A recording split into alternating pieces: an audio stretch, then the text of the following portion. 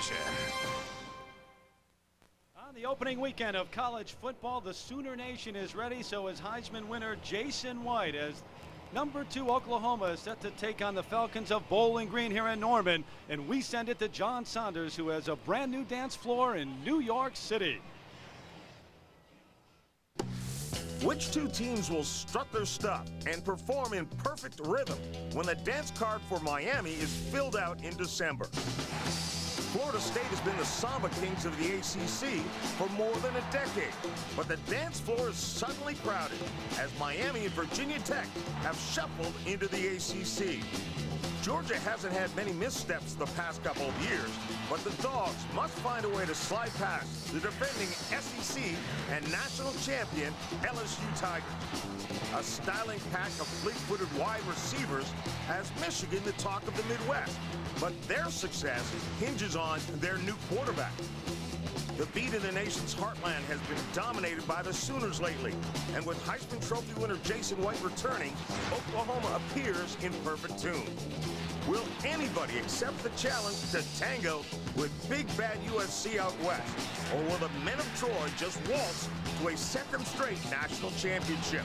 The season-long bump and grind will take many twists and turns, leaving only 2 teams standing. The fall dance party begins next on ABC Sports. And welcome everyone to the Ford pregame. As you can see, we have left Times Square. Our digs the last 3 or 4 years, but state of the art right here. John Saunders, Craig James. We already had a running back in the pony here, but you have to have someone block for you. So we brought in Aaron Taylor, and how about these credentials? 2-time All-American in Notre Dame, the '93 Lombardi Award winner, and then he moved on to the NFL, got a Super Bowl ring with the Green Bay Packers. Aaron, welcome to the crew. Well, I tell you what, guys, it feels good to be here. First of all, I want to thank my parole officer for getting me this job as part of the work release program. But of the 3 levels that I've played football, in high school was the purest, professional was the most demanding, but by far my time in college was absolutely the most exciting. It's good to be back in the mix, and I think it's going to be a great year. We look forward to breaking you in here. John and I'll be very good to you. We're going to send you great notes. We'll give you all the best nuggets we can. Yeah, I'm going to be the rookie again. I can tell already. Have you seen before every game, I'm told, since high school. We hope you didn't do that today. Back to your game in a moment. The Ford pregame, brought to you by the next Ford. On an absolutely gorgeous day here in Norman, Oklahoma, almost 82,000 fans are on hand here at Memorial Stadium to watch number 2 Oklahoma take on Bowling Green. Terry Gannon, along with the former star at Utah, Jamal Anderson, who then, of course, went on to 2 Pro Bowls and 8 seasons in the NFL with the Atlanta Falcons, and thrilled to have you along. Great to have you in the booth. My pleasure. With me, Jamal. Get a look at an Oklahoma team that last year ran the table during the regular season, 12-0. They were ranked number 1 in the country for 15 straight weeks, and then had the 2 losses at the end. But they've got 17 starters back. Oh, by the way, it includes the Heisman Trophy winner, Jason White. And when you're talking about Jason White, I got to quote the current hip-hop poet laureate, Jay-Z. What more can we say? This guy won every award college football has to offer. He threw for over 3,800 yards, 40 touchdowns to a scant 10 interceptions, and he had a 61% completion ratio. Those numbers are ridiculous, Terry. And he's back for 2 reasons, and neither are the Heisman Trophy: to win the Big 12 championship and to win the national championship. And oh, by the way, Terry, he's got a chip on his shoulder because a lot of people said he didn't deserve that Heisman after those last 2 games. And the loss in the Big 12 championship game and in the Sugar Bowl, the national championship game, it is a scary thought. A team that scored 50 or more points on 7 separate occasions last year, coming back looking for revenge. They're ready here in Norman. It's football time in Oklahoma. They take on Bowling Green. The kick in a moment. Michael. Back in Norman Memorial Stadium. Owen Field here as number 2 Oklahoma is set to take on Bowling Green, a team that went 11-3 and won a bowl game of their own last year. Terry Gannon along with Jamal Anderson, and we go down to the 3rd member of our crew right now, Mark Morgan, down in the field. Mark. Terry, Bowling Green is a heavy underdog in this game, but with a win over Purdue and West Lafayette last season, plus taking Ohio State to the wire in Columbus, and with those 2 experiences, head coach Greg Brandon says his team has played in this type of venue before, but he did make a point of talking to his team about the atmosphere they would face today here in Norman, and perhaps trying to neutralize or negate the tradition here at Oklahoma Brandon told his guys, he says, hey, all of this stuff is a mirage, and you can't let it get to you. Terry? Well, that's the outlook coming in. There's no question about that. And I mentioned the 11-3 record last year, and Bowling Green going to the Motor City Bowl. They're playing in the MAC championship game and beating Northwestern at Ford Field last year. So plenty of confidence from those returning, but a first-year starter at quarterback in Omar Jacobs. And you wonder how he's going to react here with 82,000 at Oklahoma for the first start of his career. Oklahoma won the toss, deferring to the second half. Trey DiCarlo will get things underway, and B.J. Lane is back deep for the Falcons on an absolutely perfect day for college football or anything else. Cole Magner also back there with B.J. Lane. 81 degrees, bit hazy, but not many clouds high above Norman right now. 70% humidity, and temperatures expected to get into the low 90s, but it's very comfortable right now. Hit the ball.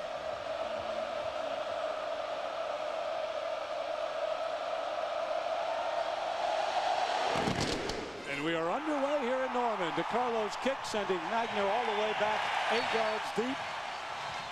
Down to one knee, and they'll bring it out to the 20 for the first series of the game for the Falcons. An offense that was ranked number 3 in the nation last year, Jamal. 497 yards they put up per game, but that was back when Josh Harris was their quarterback. Now you've got Omar Jacobs, 6'4", 224, only a sophomore, and only 28 passes in 4 games in his career. They love this guy, Terry, but it's going to be interesting. Like you said, Josh Harris was the guy. He got limited experience last year. They think he has all the talent to do some of the things Josh Harris did.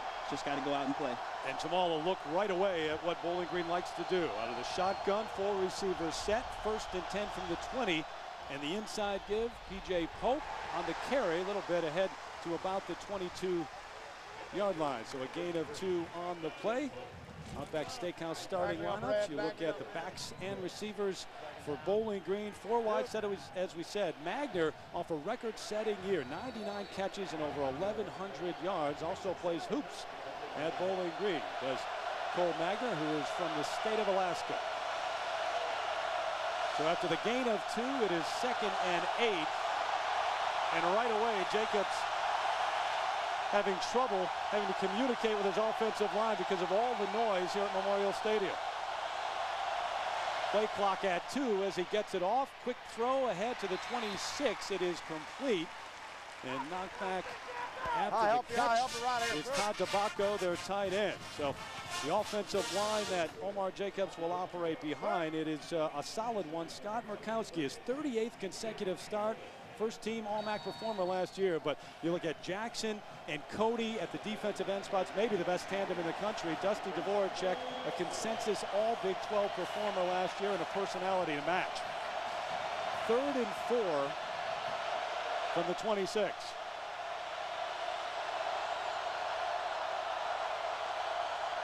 Out of the gun, battling the noise. Jacobs over the middle. Tabacco again up to the 30, close to a first down. We'll see how they mark it, but Tabacco, who didn't catch a pass all last year, now with 2 catches already. And take a look at Oklahoma's linebackers. Lance Mitchell, who was the leading tackler a couple of years ago, is back off the knee injury in a secondary that is very talented, including Antonio Perkins, the best return man in the country, and maybe underrated as a corner, Jamal. Definitely. Antonio, the scary thing about him this year is he wants to prove to everybody how good of a cornerback he is. So they move the chains. Good sign for Jacobs in his first series as a starting quarterback. Quick throw out to the flat. There's Magner caught behind the line of scrimmage and dumped at the 28. Brandon Shelby, the strong safety, quick to get there, the senior from Kansas City. I like what Greg Studreau is trying to do right now. He's trying to a lot of short passes. You see him trying to get Omar Jacobs comfortable out here. It's his first start in a big game. All they're doing is short passes, 5-6 yards, just to try to get him in the rhythm of the game. A loss of 2, so it's 2nd and 12. Well, this is going to be a problem that the young quarterback hasn't dealt with all day long. Yeah, they played at Ohio State, played them tough. They beat Purdue last year, but he was not running the show at that point.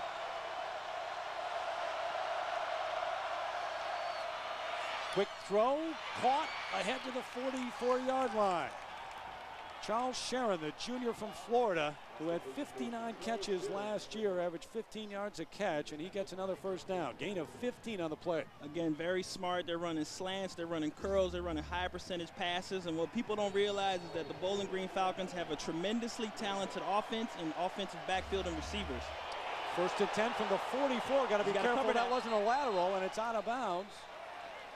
And it was, as they go back to the 37, so they lose ground on the play. I mean, Terry, this offense last year, they generated almost 500 yards a game. They were the number 3 offense in the nation. Just a different quarterback right now. And Greg said yesterday, the coordinator, that he's going to rely on all the guys, all of his specialists and the other starters who've been here before to come out and help Omar Jacobs, and that's what they're doing right now. Loss of 7, but he's perfect on the afternoon so far if you don't count that last pass, which was actually a lateral. We talked to him yesterday, and he said, you know, I'm surprisingly calm. Right. I thought I'd be nervous, and you kind of said, wait until 82,000 get into this thing. So far, so good, though. And they blow it dead before they get the play off. Luckily, they blow it dead. Oklahoma had a blitz coming from the right side. Red captain, you're going to want this 5, aren't you? Yeah. Well, the mic didn't work, but new rule in college football this year, they will announce the infraction, the name and number, the man who caused it, as they have done in the NFL for a number of years.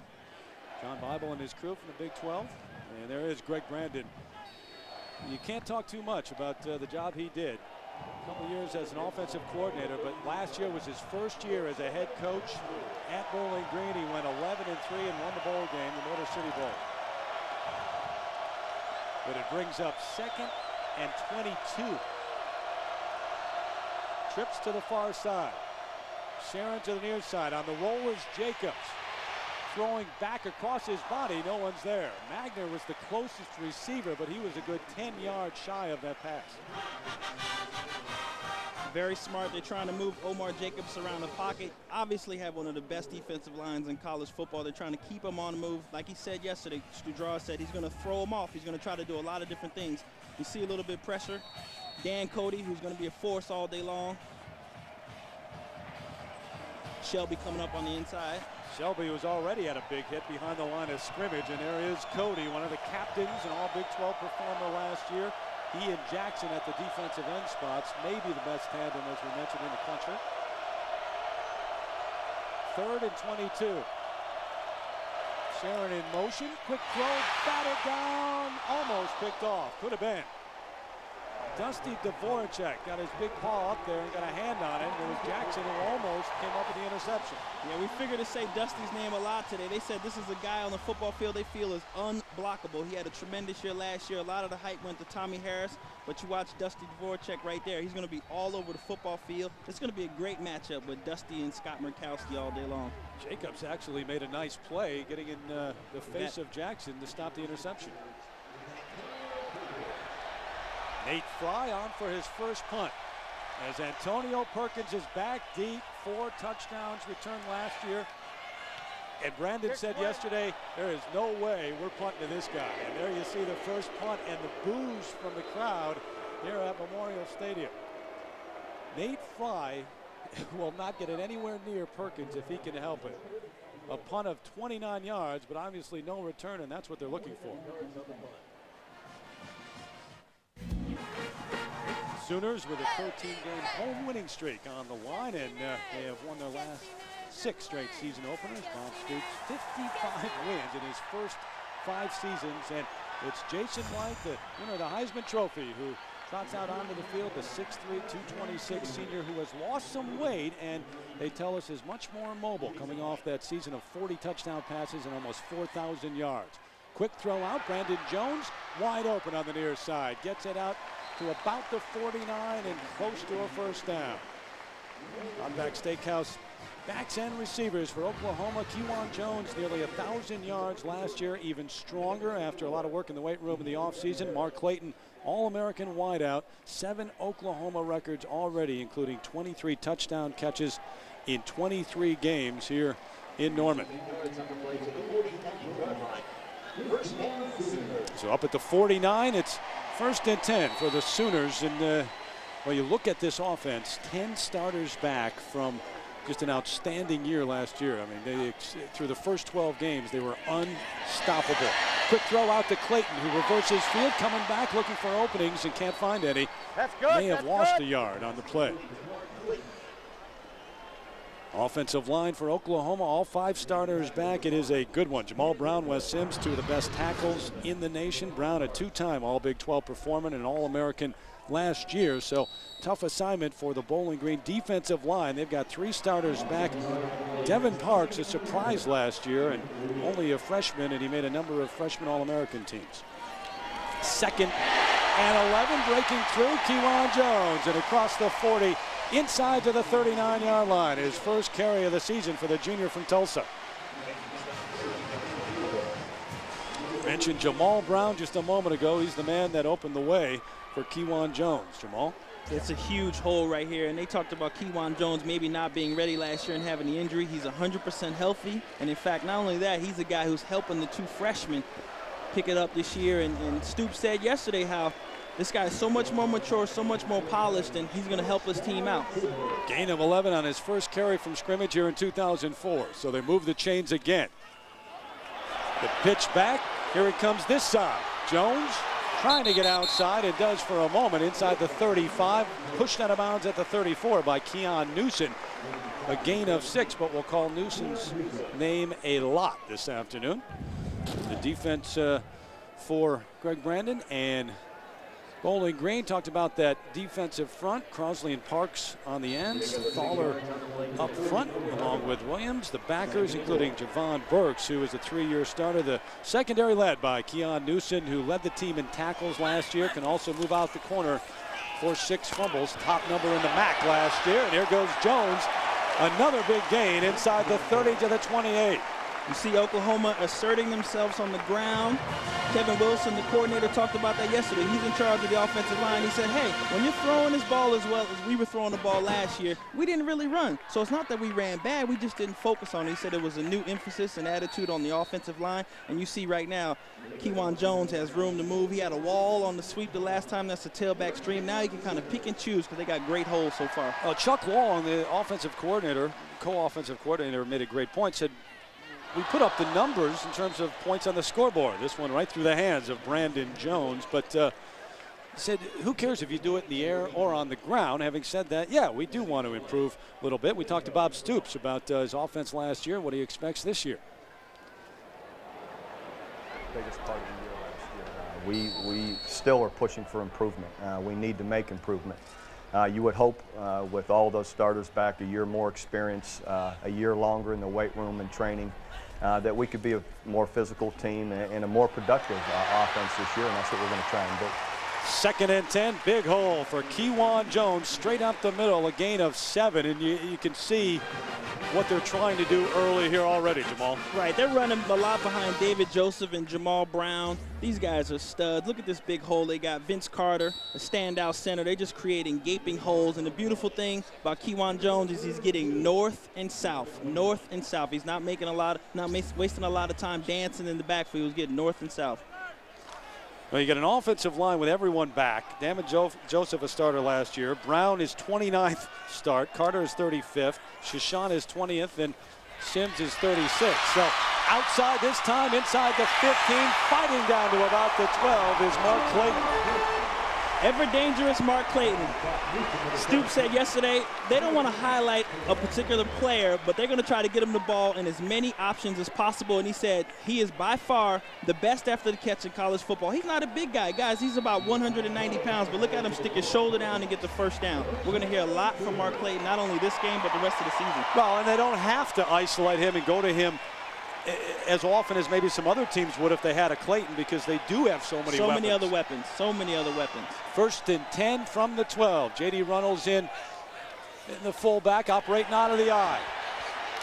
Adrian Peterson, the freshman, fighting his way inside the 10 to the 9, and this is the youngster, the freshman out of Palestine High School in Texas, the #1 high school player in the country last year, and they've talked about him all summer long here in the Sooner Nation. Yeah, you hear that roar from the crowd. Everybody's excited to see what this guy can do with this football.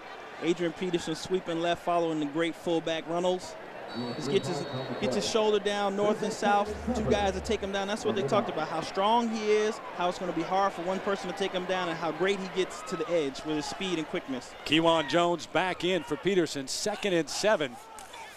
Here's Jones. Tough running into the line and maybe down to the 6, call it the 7. Javon Burks, middle linebacker from Detroit, on the stop. Terry, this is an attitude possession for the Oklahoma team. They know they got an outmatched Bowling Green defense, but this is an attitude offense. You watch Jamal Brown right here. With a little hold. He's already in the pros, Terry. I mean, he's holding the guy right now. That's something that we do on the next level, but he's doing a great job right now. And you just see these guys. It's just an attitude series for this team right now. Kevin Wilson, Chuck Long, they just calling plays to get these guys' noses dirty. We don't always isolate and show you the great blocks. We show you the holds as well. 3rd and 4 now. Out of the gun. White, plenty of time. Going to the end zone. Up top, wide open for Clayton, and a touchdown. It's going to be very, very difficult to stay with this guy.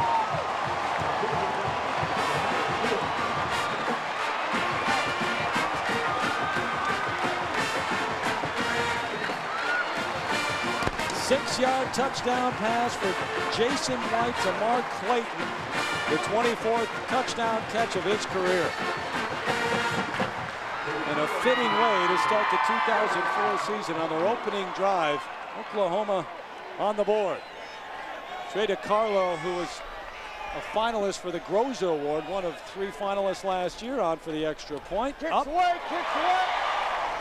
And it is good. So the Sooners, the number 2 team in the nation, great start for them. Their opening drive, Clayton in the corner of the end zone, and they're up 7-0 on Bowling Green early here in Norman.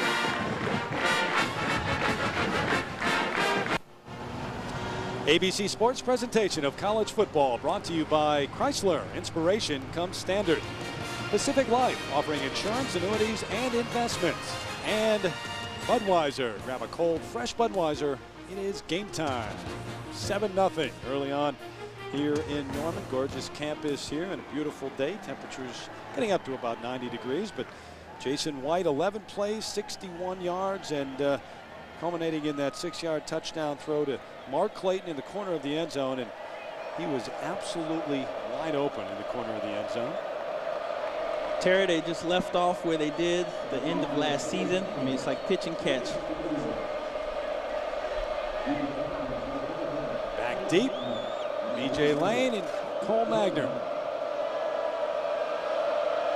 Good look at Magner, the senior from Homer, Alaska.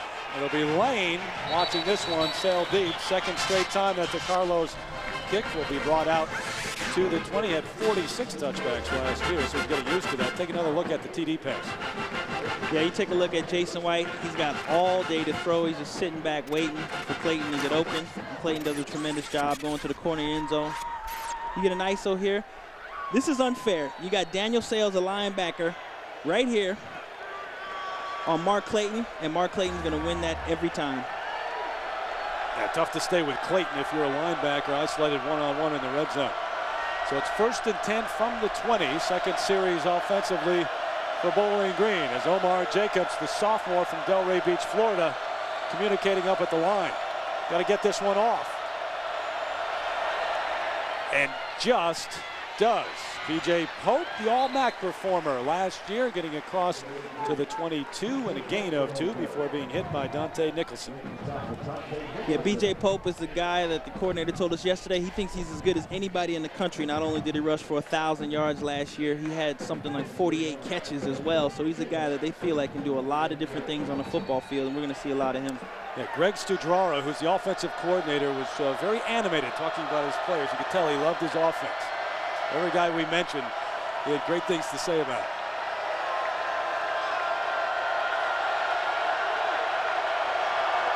Again, play clock running down, getting on to 5 and under just about every possession. There comes a crimson and cream jersey across the line well before the snap. Larry Burdine comes over.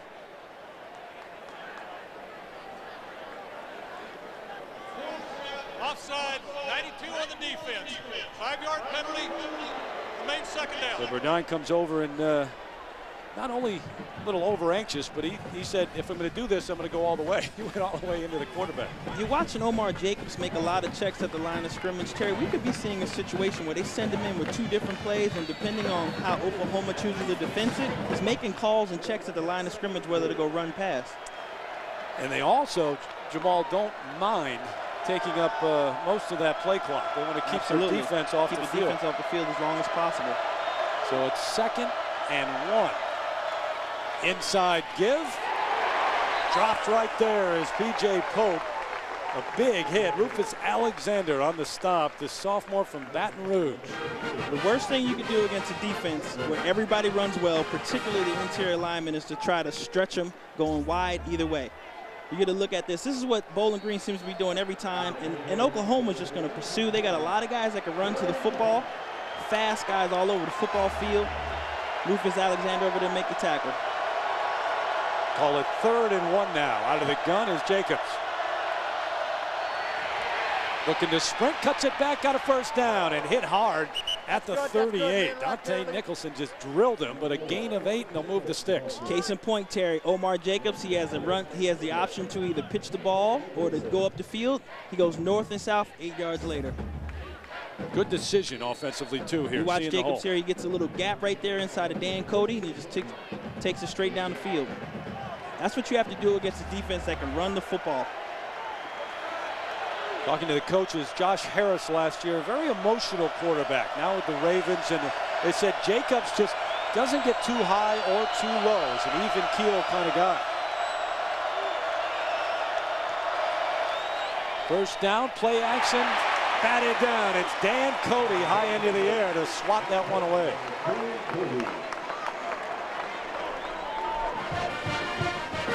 Take a look at our Chrysler passing playbook right now, Jamal. You figure to see a lot of this matchup today, Andrew Hart versus Dan Cody. The guy is so aggressive. He gets up the field so fast. You see him right here, Dan Cody, coming up the field, pursuing, gets his hands up. As soon as he sees Omar put it up to throw the ball, and he bats it down. So it's 2nd and 10. As Magner comes in motion, goes back to the other side. Movement on the right side of the offensive line. And so the flags come out. See if there was contact before that movement. I think it may have been Rob Warren who jumped, but we'll see. Greg Brandon, who actually ran the players through some plays on the tarmac back home at a 2.5-hour delay. Before the snap, false start, 67 on the offense. 5 yards, second down. And it is against the offense. Andy Grubb, actually, the man who moved. But they had a charter coming here to Norman or to Oklahoma City right up the road. And the pilots didn't get enough rest. And because of that, had to wait for new pilots and new crew. And they were out there for 2.5 hours, took his team out on the tarmac. They were running sets and plays. And what do you do during a 2.5-hour delay? Prepare for Oklahoma. Yeah.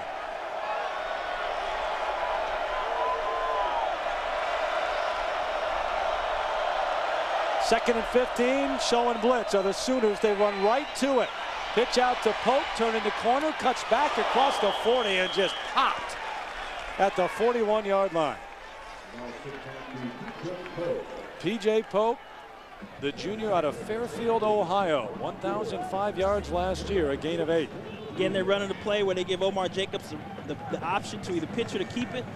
Hands it off to B.J. Pope, who gets upfield. He had a great block right there by the wide receiver who welled off the quarterback. So it's 3rd and 7 out of the gun. Here comes the crowd noise again. Quick drop, a lot of time initially at least, throwing it out to Steve Sanders, and he gets up to midfield. Run out of bounds there, but he should have another Bowling Green first down. Sanders, the junior from Cleveland, who had 43 catches a year ago. You watch Omar Jacobs right here. He's got time on his hands, which is a tough thing against Oklahoma. Moves a little bit to his left. Sees Sanders out there wide open. Gain of 9 on the play, and they move the stick. Sanders with the 43 catches. Mentioned Magner with the 99 catches. I mean, they had a number of different weapons last year, and the wideouts have really helped Omar Jacobs get ready for this season with all the experience. Shotgun again, over the middle, dropped. Lance Mitchell right there to make the hit and break up that pass. Well, we have a moment of reminder, ABC's Monday Night Football beginning its 35th anniversary season with a special Thursday night edition. Super Bowl champs, the Patriots in action taking on the Colts. Plus, you got the star-studded NFL opening kickoff featuring Elton John, Destiny's Child, Lenny Kravitz, Jessica Simpson. All happens Thursday night at 8 Eastern, 6 Pacific on ABC Sports Championship Television. You an Elton John fan, Destiny? I'm going to be there. That's going to be a good show. It'll be great. A little Lenny Kravitz for you.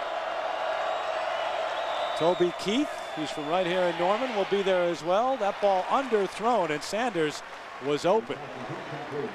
Missed opportunity as Jacobs underthrew his intended receiver. Terry, I alluded to this earlier. You're seeing a lot of high percentage passes, which is a very smart thing. Greg Studraw said he's going to try to mix this thing up. He's going to try to keep Oklahoma's defense off balance. He knows they have tremendous talent, but he knows his skill position players are talented guys as well. But he's doing a lot of high percentage passes. You see curls, you see slants, things that Omar Jacobs can complete a lot easier. Remember, Jacobs was 4 for his first 4. He's only connected on 1 of his last 6. Oklahoma showing blitz. Picked up initially, but hit as he throws and nobody there. The pressure causing Jacobs to throw it away. Larry Burdine came in and drilled Jacobs as he threw it. You watch the pressure here, Larry Burdine coming from the wide side of the football field. Ooh, that's a painful shot. I don't know how many more Omar Jacobs can take like that. Got it low at first, got it high after that. Well, it brings up 4th and 10 as Jacobs goes to the sideline.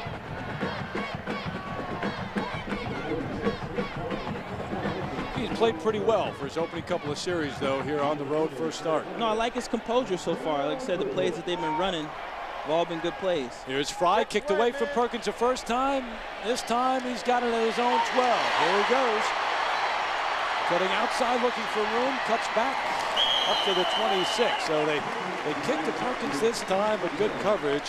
One of 39 yards, return to 15. The Sooners with the ball when we come back.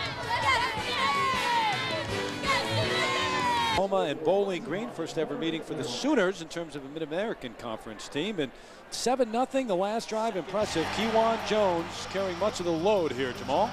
Yeah, you can see Oklahoma's trying to come out and assert themselves. Everybody talked about how they couldn't run the ball. You get a look at Kewan Jones here running down the field. And it's a pitch and catch again. You got Jason White, Jamar Clayton, something I'm sure we're going to see a lot this year. Yeah, you got Bob Stoops with an offense that has 10 starters back, and last year scored 50 or more points 7 separate times, and just dominated through the first 12 games of the season. 12-0, then that Big 12 championship loss to Kansas State, the loss in the Sugar Bowl to LSU. Jones ahead for a couple on first down, but it's because of that. We talked to him all week. He said, look, I don't want to think about that. It hasn't been a motivating factor, but the players keep bringing it up. Right, absolutely. He talked about how the players said everybody that was coming back this year, including Jason White, that all they could think about was the last 2 games of the season. They didn't want to concentrate on the first 12 and how great they were and how much they outscored each and every opponent. All they could think about was losing the Big 12 and the national championship. The teams always have slogans in the offseason to get ready on T-shirts, whatnot. Theirs, finish. Simply finish. Right play action rollout. Look at his mobility. Bubba Moses the catch, the tight end. Driven back, and the ball loose for a moment, but they're going to call it dead right there. The whistle had blown. It was Keon Newsom who made the hit and jarred it loose, and now they talked it over, and it is Bowling Green's ball. I'm going to say Bubba Moses might have got lucky there, but the officials got together, talked about it, and it's Bowling Green ball. You watch Jason White rolling out here. Bubba Moses stutter steps inside and breaks out, and he's wide open. What a great shot. Keon Newsom. Tim Beckman said the center of his defense, the core of his defense is going to be that strong safety, Keon Newsom. He makes plays all over the football field. You got an example right there. Puts his head down, got great tackling position. Then on the way down, he strips the ball from Bubba Moses. Yeah, he forced 6 fumbles last year, top number in the MAC, and that one he just took right away from Bubba Moses. So it's 1st and 10. They call it down at the 30. Shelby showing blitz, under pressure, the quick out. Magnus slips one, bounces outside, still on his feet, inside the 20, down to the 19-yard line. We check in right now. Johnson in that one over Temple. Gain of 10 on first down. So it is 1st and 10 for the Falcons. P.J. Lane in at tailback for P.J. Pope. And Omar Jacobs back to the shotgun at the 19. On the roll, cuts back, got a good gain the last time with this play, and now inside down to about the 17. Dusty Dvorak on the hit. Never disagree when the quarterback just turns straight upfield, gets 2 or 3 yards. They got great field position right now. Pretty good situation, sitting at 2nd and 8. They got the talented B.J. Lane in right now, so Oklahoma has to look out. This guy, they can run a screen right now. They can motion this guy out. They can do a lot of things with him. 2nd and 9 for the Falcons.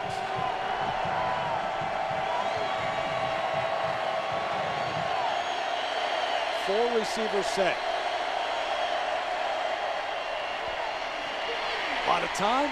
Flushed out of the pocket is Jacobs, throwing back, complete to the end zone. Touchdown, Charles Sherritt. 18-yard touchdown pass from Jacobs to Sherritt in a brand new game and new confidence for the Falcons. Like we said at the top of the telecast, this is a team that averaged almost 500 yards last year, number 3 in the nation. They had all of their specialists returning, all the talented wide receivers. The only difference was the quarterback, and they felt that Omar Jacobs could be as talented or as good as Josh Harris, who was tremendous last year. Got to look at him right there, roll out a little bit. Charles Sharon is wide open. Sean Sweejum on for the extra point. It is up and good. So a tie game here in Norman. Jacobs with poise, flushed out, getting it to Sharon. It is 7-all here with 1:52 left in the first. And out of bounds on that sideline. Not what they were looking for, but the defense causing the turnover and leading to the touchdown that we saw moments ago, Jamal. You got Omar Jacobs here, and ladies and gentlemen, he's not rolling out because he's under pressure. He's rolling out to open up the offense. Charles Sharon making a great catch right there. 1st and 10, Bubba Moses in motion. They're bringing it back this way, though. Kewan Jones, tough yards ahead to the 43-yard line. Starting out with running the ball again, but Terry, I have a sneaking suspicion that Oklahoma might just open up this game, being at a 7-7 right now against Bowling Green. Good look at Ted Pipko, who made the stop.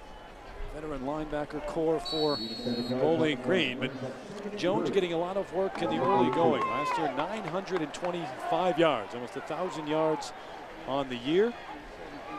Stronger and more confident after an offseason in the weight room and a full season last year. Straight ahead for a first down. Up to about the 47-yard line goes Jones. A reminder, Tiger Woods been the #1 ranked golfer in the world for, over 260 consecutive weeks. But Vijay Singh, the PGA Tour money leader, trying to stop that this week. The Deutsche Bank Championship PGA Tour on ABC tomorrow at 5 Eastern, 2 Pacific. Final round Monday at 3 Eastern, 2 Pacific on ABC Sports. I'll be up there, TPC in Boston. Tiger with a 65 in the opening round. He had the lead after day 1. Play action on first down. White with a world of time, complete to Travis Wilson. All the way down to the 36 of Bowling Green, a gain of 16. And Wilson, who lost about 15 or 16 pounds, much quicker and they say much better coming into this season. Terry, I know Bowling Green doesn't want to give up the big play, but there is no way you can let the defending Heisman Trophy winner have this much time with this many talented receivers. You see Travis Wilson right there. Luckily for Bowling Green, he went up for the ball and then fell because he would have been off to the races. He had a chance if he kept his feet. You're right. Wilson, the junior out of Carrollton, Texas. Play action again. White with not much room. Straight ahead and pounded. Mitchell Crosley, the junior out of Springfield, Ohio, on the stop. Crosley, a second-team All-MAC performer last year. Jason White has nowhere to throw. You see Crosley come up. Definitely not the type of shots that Bob Stoops wants to see Jason White taking in this game. I was going to say, that was a gift. If you're Crosley, you don't get many opportunities like that.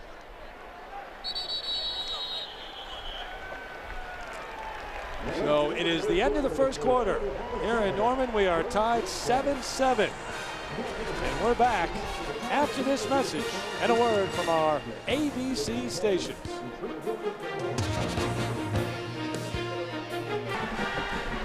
13-game winning streak on the line at home, at least, for the Sooners, a team that scored almost 50 points per game last year.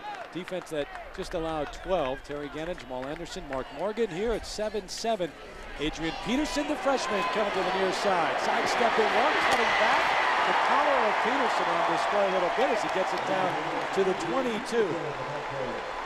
Yeah, they talked about it yesterday. Kevin Wilson, Chuck Long, and Bob Stoops, they all said this guy is dangerous, particularly when he gets to the corner. Not only is he big, fast, and strong, but he'll stick his shoulder down. And this is a little example, people, of what he did last year, averaging almost 12 yards a carry in high school. Breaks one tackle right there. Great cut inside, gets his shoulders north to south. And when you're about 220 pounds, you're going to drag 3 or 4 people every time. And it doesn't matter what high school you play in. 12 yards per carry. It's ridiculous. Yeah. I don't care if it's 8-man football. There goes Bubba Moses in motion. Peterson going to try the left side this time. Trying to get outside, cut back. Ball loose, stripped out, but out of bounds, fortunately for the Sooners. Ryan Newble, number 98, was in there trying to grab it away from Peterson. And, of course, that's how the turnover occurred on the last possession.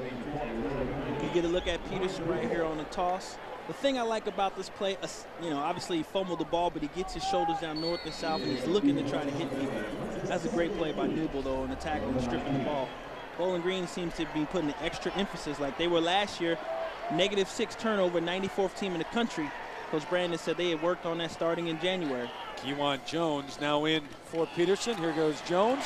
Straight ahead, nifty move down to about the 12. But it has been Peterson and fellow freshman DJ Wolf who have gotten so much attention during the offseason. And we asked Bob Stoops about his 2 rookie running backs. The young guys coming in, Adrian Peterson and DJ Wolf, are very talented guys that are really hard workers and have really come on in a short period of time. We're going to use them both. Adrian's a little bigger, a little stronger, but DJ, excellent balance, ability to catch the football in a great way. So each of them, we're going to see what they're capable of doing. In a year to play behind this man, Kewan Jones, who fights his way down close to a first down. We'll see where they mark it. Maybe just shy of that 11-yard line. Scary thing about that last comment is we really haven't seen DJ Wolf yet. And Adrian Peterson has come in so far and played great. And DJ Wolf was the man who really moved ahead of Peterson, at least in terms of the depth chart and how they listed because of his work. He came in early in the spring semester, and Peterson had the bad shoulder through camp. Peterson getting the work in terms of the first man off the bench behind Jones. So they do reach the chains and now move them. 1st and 10 from outside the 10, call it the 11. Straight ahead, Jones finds the end zone. Touchdown, Kewan Jones.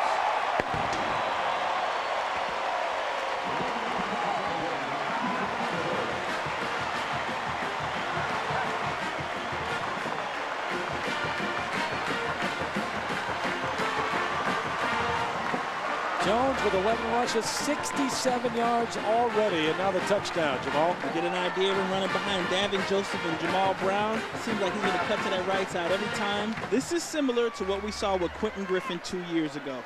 Kewan Jones is just duplicating that performance right now. Traded Carlo on for the extra point.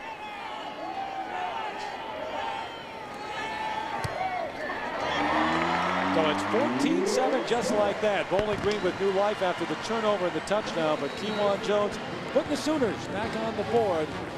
Up 14-7 here at home. Kicks off Thursday night on ABC. An 11-play drive on the first scoring march, and just a moment ago, 9 plays, 65 yards, and a little more than 4 minutes taken off the clock before the 11-yard run by Kewan Jones. So it is 14-7 here at Memorial Stadium. 82,000 on hand. They've refurbished this place over the last couple of years and added some seats, the upper decks and the suites, and it is it's a beautiful place. 3rd time that we have seen B.J. Lane and Cole Wagner back deep. And Carlo's kick. 2 touchbacks already. Not this time, no. It's Lane from his own 5. got to about the 17 and stopped right there. So it will be Omar Jacobs and the offensive group for Bowling Green who will start there. And we told you about what happened last year, the Motor City Bowl taking on Northwestern. And this is a team that was 10-3 at that point. Cole Wagner with the touchdown, and back then, of course, it was Josh Harris leading the way. He's now with the Ravens, but these receivers back once again. Not only did they beat Northwestern in the bowl game, but they also beat Purdue earlier in the season and took Ohio State right to the wire at Ohio State. So Greg Brandon's club coming in, not going to be intimidated. Right, they're not. Out of the gun, some room to run, but it closes quickly at the 21-yard line for Jacobs as Lance Mitchell, one of the co-captains and leading tackler a couple of years ago, on the stick. Got a moment, and we'll give you our Aflac trivia question. We've talked about Jason White being the 8th man to return and play after winning a Heisman, who is the only other Oklahoma player to win a Heisman and return the following season. Give you the answer to the Aflac in a few moments. White, the 4th Heisman winner here at Oklahoma. Long count, quick throw, quick out, incomplete. Sharon, who caught the touchdown pass, the intended receiver.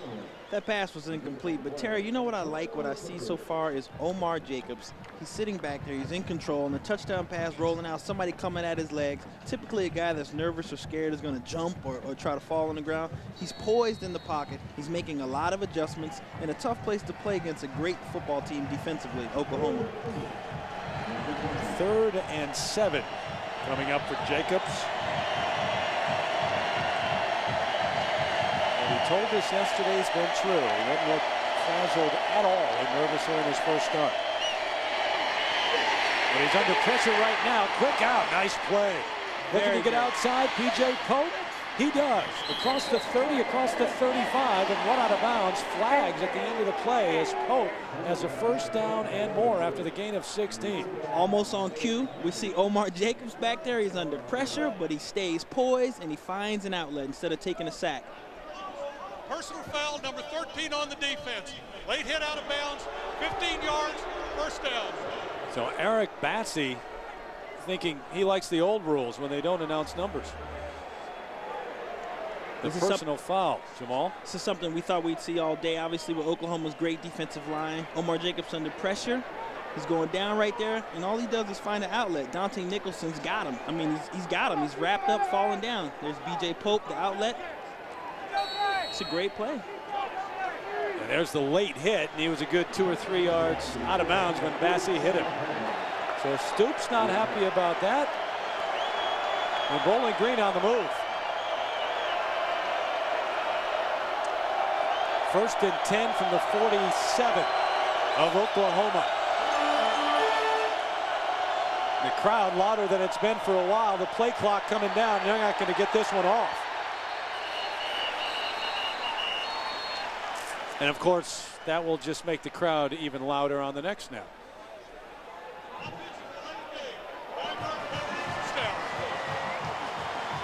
And Brandon upset. That's the first time we've seen that, although the play clock is run down close to running out. Don't forget, we're part of a doubleheader today. You're on ABC. Tell you about those coming up in a little bit, including Wake and Clemson. We'll look at the number 16 team in the nation and the Clemson Tigers. After they back him up, first down once again. P.J. Pope in motion. There goes the option. Jacobs pitching it out to Pope.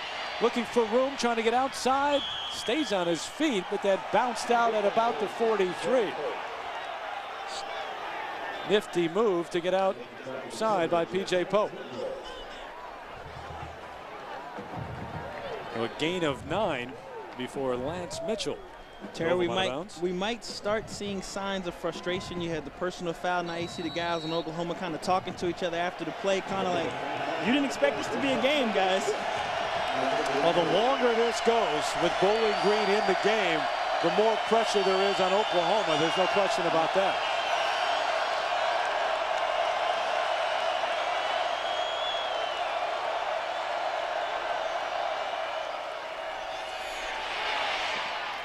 Pope popped at the 43. Rufus Alexander right there as soon as he caught the ball. Second time we've called Alexander's name, the sophomore from Baton Rouge, who was out the first half of last year with a knee injury.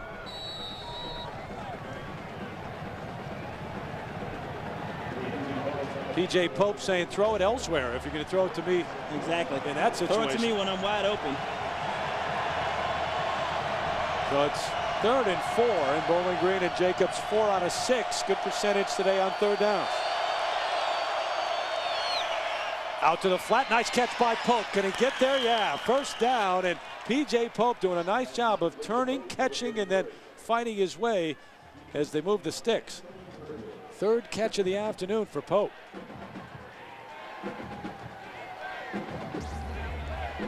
P.J. Pope is their Mr. Everything. You see Omar Jacobs right here, running the ball, catching the ball out the flat, getting his shoulders north and south, understanding where the sticks are, and gets the first down. That was a nice spin move to get the first. Yeah, nifty catch, running away from the quarterback, and then the move at the end. It's been Pope doing much of the work today. Straight ahead, knocked back behind the line of scrimmage. That was B.J. Lane with the carry, who's in for Pope, giving Pope a little break. Lane, the junior out of Fort Washington, Maryland. And big number 92, Larry Burdine on the stick. Larry Burdine, this guy is scary. Played last year in all 14 games. He replaced Tommy Harris. Everybody knows Tommy's story, one of the top linemen last year. But this guy has a 36-inch vertical jump, and he benches 495 pounds. So this is a pretty good guy to have coming in for Tommy Harris. Just a few pounds more than Mr. Anderson benches. Time of possession just about equal. Greg Grandin's got to love that. A lot of time to throw and incomplete. Sharon almost had it with a diving attempt.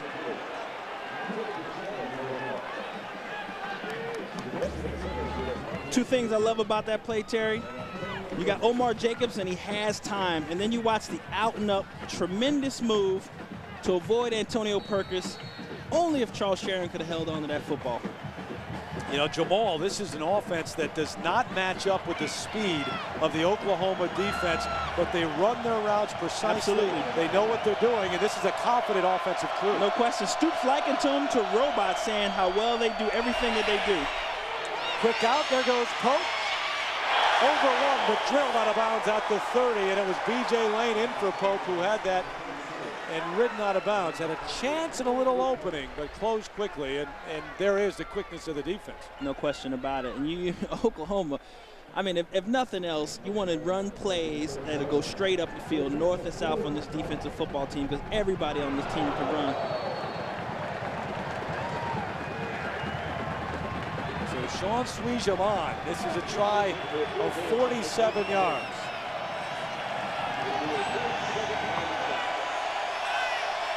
Sweejum, the senior from Canada. Kicks away. Plenty of leg, and it is good. 47-yarder from Sean Sweejum, the fifth-year senior. So some work ahead for Jason White. We've got a game here in Norman. The Sooners up 14-10 here in the second. Expected here at Memorial Stadium. Terry Gannon back with Jamal Anderson and Mark Morgan. And Sean Sweejum coming off a 47-yarder, the longest of his career. Back deep, Juwan Rankins for the Sooners. Sweejum's kick. Rankins 7 yards deep, down to one knee, bringing it out to the 20. We check in with John Saunders in New York. John, that Miami of Ohio game, that's the team that Bowling Green faced in the MAC championship game last year. You talk about Bowling Green, Toledo, Marshall, the teams to beat in the MAC this year. But here's the Heisman Trophy winner. Jason White back on to run the show. Kewan Jones out of the eye this time, getting a lot of work, but not successful this time. Sent back right at the line of scrimmage by Terrell White. Javon Burks in there as well. Might have been the first, I wouldn't say mistake we saw from Kewan Jones. He kind of tried to cut it back and there was nobody there. Great pursuit by the Bowling Green defense. Now, Kewan Jones with 68 yards on the ground already today, and he's got more on the ground than Jason White has in the air so far. 42 yards in the air. That's a lot different than we saw last year from the Sooners. White almost lost it. Quick out though, Mark Bradley, and he's pounded at the 23. A flag down back at the 12. Gonna bring it back.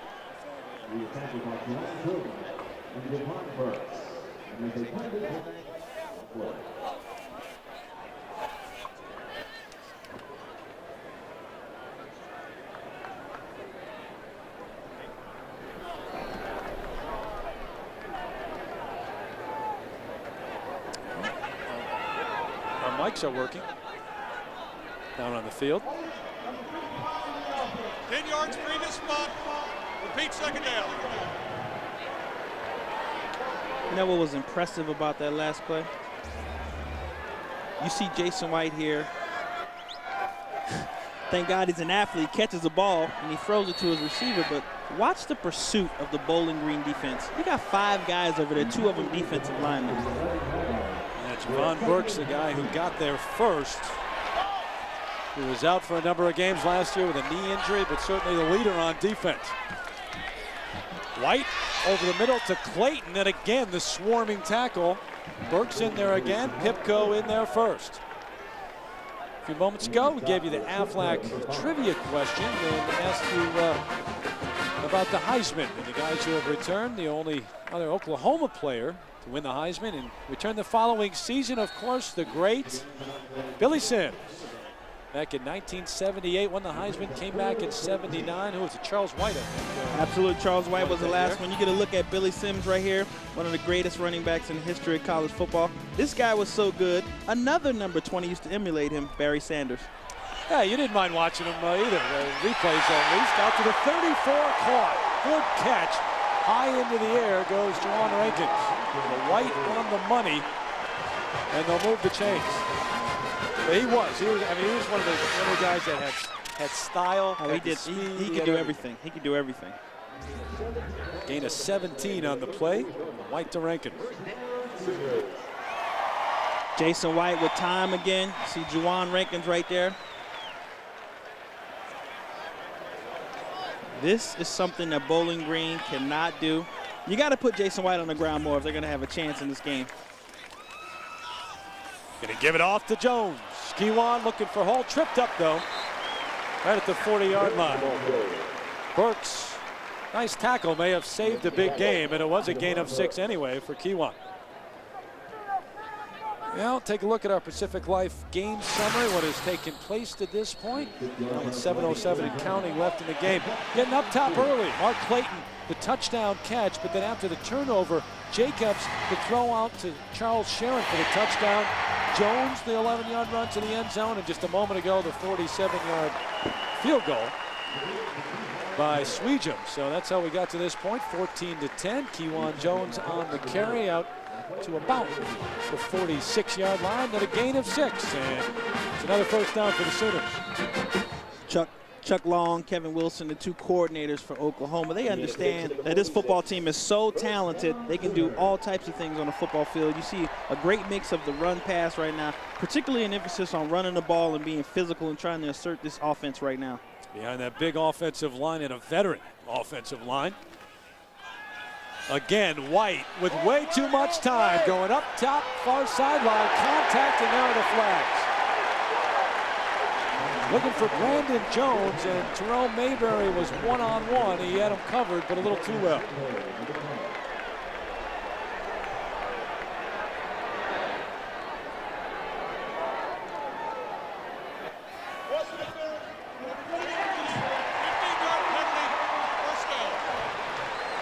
So it's 15 yards and a first down as Mayberry shakes his head and says, I don't know what he says. That was fairly obvious. Kind of unfortunate there because Terrell Mayberry looked like he had good coverage. Then at the end of the play, it kind of locked up a little bit. I'd like to think Brandon Jones had more of a jersey on Terrell Mayberry than the opposite. Second look is always a good one, and Mayberry may have caught a bad break that time. Looked like Jones had a hold of his jersey and was coming back to try to get the ball.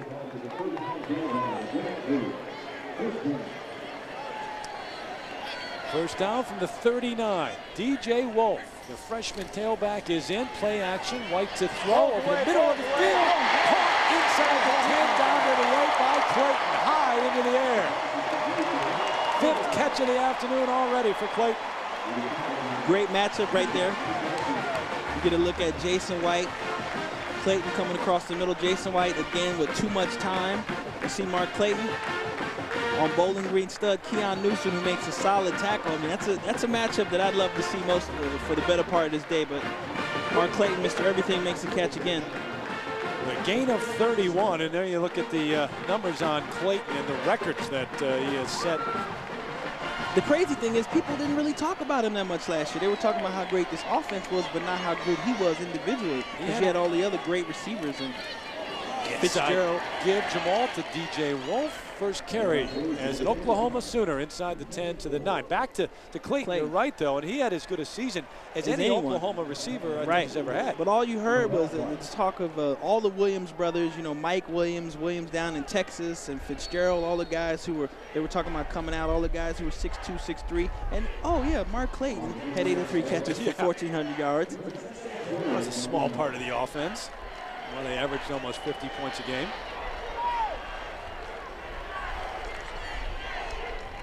Kewan Jones back in. Second down, White. Again, plenty of time to the back of the end zone and broken up, knocked out of bounds. Brandon Jones, the intended receiver. That'll bring up 3rd and go.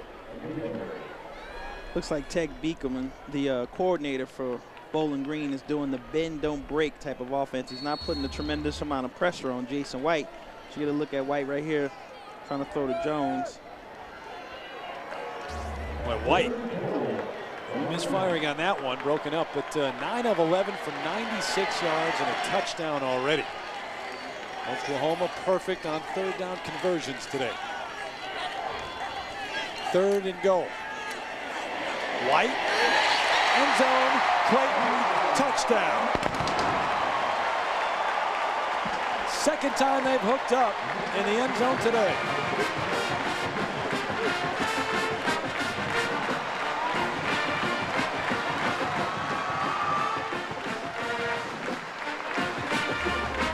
Terry, it's really surgical how Oklahoma does this. You see Jason White not under a tremendous amount of pressure again, drops back. Mark Clayton has gotten great separation on the defensive back and another touchdown. And Oklahoma seems like they just go, okay, they're in the game, but let's just go out and score again. Yeah, this last drive, very businesslike, Jamal. And it looked very easy. Not a lot for the extra point. Clayton, his second touchdown catch of the day, and it's 21-10. Sooners at home. You watch Clayton come in here, great inside move, and then we're going to slow it down. You're going to see separation created right here. Mark Clayton does a great job of getting 3 or 4 yards away from Terrell Mayberry for the touchdown.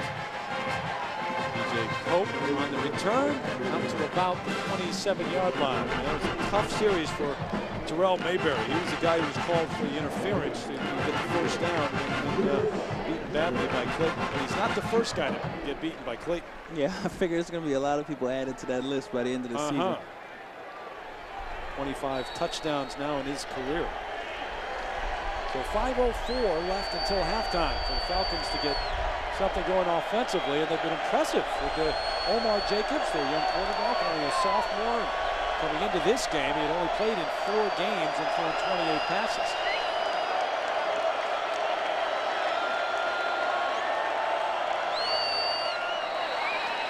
Flags on the play. Number 67 on the offense. Well, we have a moment. We'll go to John Saunders. You know, there's replay in the Big Ten and all. And the Big Ten with the instant replay, the man in the booth, but select games against non-conference teams like Pac-10 teams. We've got one UCLA on all that group. They're not using the instant replay. The ball is loose. Sooners have it. Charles Sharon, the man who laid it on the turf, and it goes right back to Oklahoma. The worst thing that could happen to the Falcons and Greg Brandon right now. Not just giving Oklahoma great field position to score, You look at Charles Sharon, he makes a great move to elude a guy, and then he's trying to get yards, get upfield, and he gets stripped. Well, we saw the turnover in the Wisconsin game, and they returned it after the instant replay. We don't need one here. That was clear. That's our boy Rufus Alexander again. He's all over the field today. They called his name often already.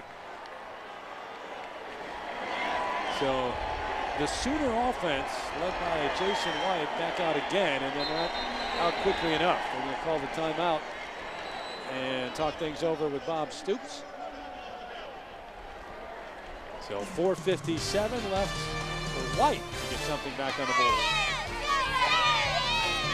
Conditioning coach Jim Schmidt, he thinks he's the best in the country. That's why this team always starts off so strong, so fast, and so ready to play early on. Admittedly, the schedule not quite as hard in September. They play the early home games. However, this year it's a little tougher with Bowling Green here. Then you got Houston, Oregon on the schedule, and then before Texas Tech comes calling. Jones through a seam and down inside the 15 to the 14-yard line. Gain of 8 on the play from Kewan, who's had a big day already. Don't forget, coming up on the Valvoline halftime show, John Craig and Aaron Taylor, the former Notre Dame All-American, have highlights and analysis for you. Plus, they'll discuss college football's major off-season changes. Valvoline halftime report in just a few moments. Also, an update on Hurricane Francis from ABC News. First down, Jones hopping over one, fighting his way down to about the 12. A running back's dream. This is the Kewan Jones show. We talked about it yesterday with the coordinators about putting an extra emphasis on trying to run the ball and be physical, and they understand they got great field position right now. They got a team who doesn't necessarily match up with them physically, and so Oklahoma's just trying to run it down their throat right now. Kewan Jones, 16 carries, 92 yards already. So ready to break the 100-yard barrier here in the first half. Moses in motion, going to hand it right back to Jones inside the 10 to about the 9. Javon Burks got there quickly. But Burks is quick from that middle linebacker spot. 3-year starter out of Detroit, one of the co-captains.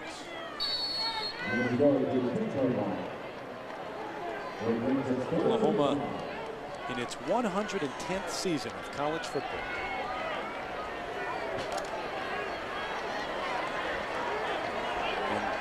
And in what they call now here in Norman the third golden age. You had Bud, Barry, and now Bob.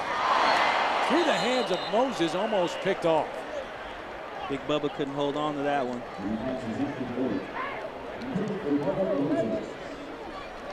Well, the only time Oklahoma hasn't scored today in terms of drives was when they turned it over. Moses gave it up to Newsom. You got good coverage here. We just talked about Javon Burks. He's all over Bubba. Bubba couldn't hold on to that one. So it'll bring up fourth down, 4th and 5, and an attempt of 27 yards for Trey DeCarlo, trying to make it 24-10. Carlo 19 out of 22 last year. On for his first attempt. Pulled it in there, just inside the right upright. So Trey DeCarlo, the junior from Carrollton, Texas, making it a 24-10 game here in Norman. While we have a moment, we'll send it down to Mark Morgan.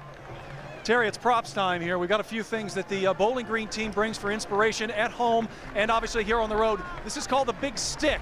This is presented to a defensive player following the game who had the biggest hit of the game. Let me tell you, it's pretty substantial. Also, as far as offense is concerned, they bring this toolbox, which represents the weapons that they bring. We got the hammer, screwdriver, pliers, all of those type of things, which represent the offensive weapons that the team hopes to bring on the road and use against their opponents. So we got the big stick, we got the toolbox, and obviously right now, Bowling Green kind of on the short end of the scoreboard, but they're hoping to come back. Any kind of comeback prop in the tub? Yeah, they're on the short end of the stick, so to speak. Yeah, the Teddy Roosevelt theory. Walk softly, carry a big stick on the road. We got them all. We keep going on. 24-10, and Jamal. I don't know about power tools or tools. Bowling Green needs a pickup truck right now. Yeah, I mean, they hung in there through the first quarter and had a lot of confidence, but right now after the turnover by Sharon just a moment ago, you can't obviously afford to make mistakes on the road here in Norman and expect to stay in it. Right, but like Coach Brandon said, this is a game that it's great for his kids to be a part of. I mean, they get to come to Oklahoma, play against one of the most talented teams in college football, and whether they win or lose, they're going to take away a great experience in this game. They're coming out, they're playing well so far. I mean, we have I don't know how many people thought it was going to be 24-10 at this point.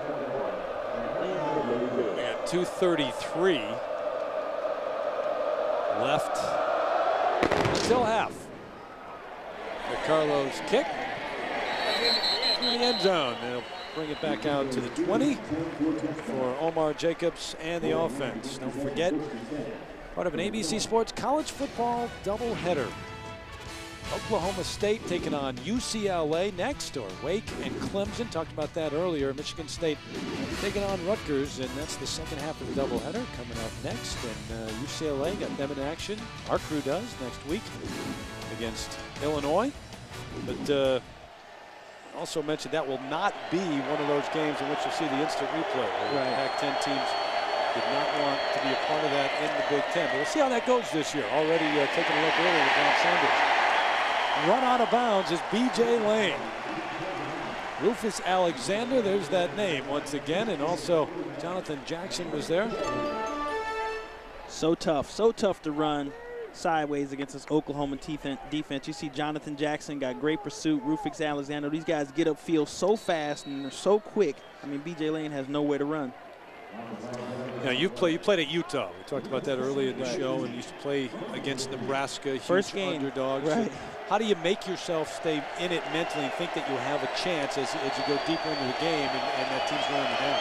Regardless of who you're playing against, you just got to come out and try to play your game. You got to come out and follow the game plan, do things that you talked about. Coaches will try to put things in to put you in the best position possible, in the best situation possible. You just got to follow through with those things, regardless of what happens, from turnovers to whatever the score is, particularly when you already coming in undermatched and everybody thinks you're going to get murdered. Nifty move by B.J. Lane, the junior out of Fort Washington, Maryland, but it's Oklahoma who calls the timeout. Trying to get it back before the half. If they can get a stop here. Well, the big question coming in for Bowling Green was Omar Jacobs, and at least through the first quarter and a half, he played extremely well and actually has kept it up. I mean, he's kept his poise throughout. No question. The best thing about what Omar Jacobs has done is not so much statistically, but he's made tremendous amount of adjustments at the line of scrimmage. He's kept his poise. He's kept his guys in.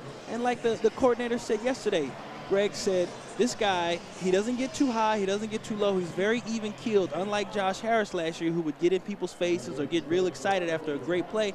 He said Omar just is kind of mellow. He stays calm, and I think that's going to benefit this football team. See his numbers, which are pretty darn good so far. One touchdown, he's yet to throw an interception, and early on throwing those quick outs and spreading the field and the short routes to get his confidence. On the other side, you've got the Heisman winner who's put up great numbers, 11 out of 14, got a couple of touchdown throws to his favorite target, Clayton. Heisman trophy in the trophy case. They're just down the street from Memorial Stadium. Anybody who'll listen, Jason White is telling them, I'm not back here to win another Heisman. I'm back here to win the Big 12 championship and to play for the national championship.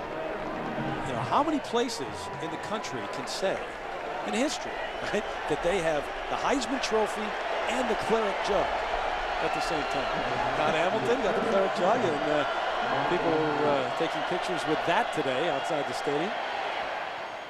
Quick throw and complete. Nice catch. Steve Sanders making the catch up at the 28-yard line. Again, you get a look at Omar Jacobs. He's sitting back there. He's got some pressure. Dusty Dvorak. So timeout as they stop the clock once again with 1:32 left until the half. Lovely halftime show coming up in just a few moments. There's Craig. There's Aaron. We saw John. Aaron Taylor with the stiff arm Heisman move, and the trio from New York with a new set up in New York City. Which caught up in all the highlights as we open up play college football season here in 2004. Talked a little bit about the MAC, but how about How about the Big 12 and what you expect to see this year? Oklahoma, obviously the favorite in the South, with maybe Texas right behind them. But the North, you got Kansas State, you got Missouri, and White, Jason White, maybe not even the #1 quarterback in his own league, even though he's won the Heisman. In terms of preseason predictions, yeah, everybody's saying that Smith out of Missouri is going to be the guy this year, but which is incredible because the things Jason White did last year, over 3,800 yards, 40 touchdowns, and they've never be talking about another quarterback. And there's the man. Perkins back deep. Antonio Perkins, one more to tie the NCAA record in terms of returning punts for touchdowns. Going to get a chance, even though they tried to kick away from him. Looking for room as he cuts back. Not going to find any. Good coverage again by Bowling Green. Out to the 37. A punt of 41 yards and a return of 7. But the Sooners going to get it back with 1:19. So Jason White leading the field, leading the team out on the field, but there is a flag on the play at the 32. Number 1, 10-yard penalty from the spot of the foul, first down. So they'll back him up a bit, but we talked to Jason about last year and the difference between last year, this year, his maturity, and the team's experience heading into this 2004 campaign. Playing the whole season, I think everybody matures. You grow up a lot, you learn a lot about yourself, and you build on that. And I think this year that we have a lot of guys that came back just to play their senior year. A lot of guys could have entered the draft, but they decided to come back and pursue a Big 12 championship and a national championship, and I think that's going to help us out. We're all better players from last year. It is hard to imagine a 12-0 start and then coming to a halt so dramatically. The Big 12 championship and the national championship game. Jones lost it for a moment, got it back. He gets it out to the 25. But in terms of this offense and really White, I mean, it's not often that you have a team put up the numbers that it did last year and then have 10 starters back on offense. Exactly, and particularly a guy who won the Heisman Trophy. Jason, he's 24 years old. He got a 6-year of eligibility, which is rare in the NCAA, and now he's back, and he kind of has a chip on his shoulder because everybody, all they want to talk about was not the 12 games, but the last 2 games of the season, the conference championship and the national championship. Joe John Finley in that tight end in motion, but they're giving it right to Kewan Jones. That's good. Gets ahead up to about the 30. Crowd wants him to go downfield. You can hear the reaction so far as it gets to half a minute and counting. Stoops is a smart guy. I mean, Chuck Long and Kevin Wilson, they understand, run out the clock. They're going to get a chance to come back in the second half and do whatever they want to do.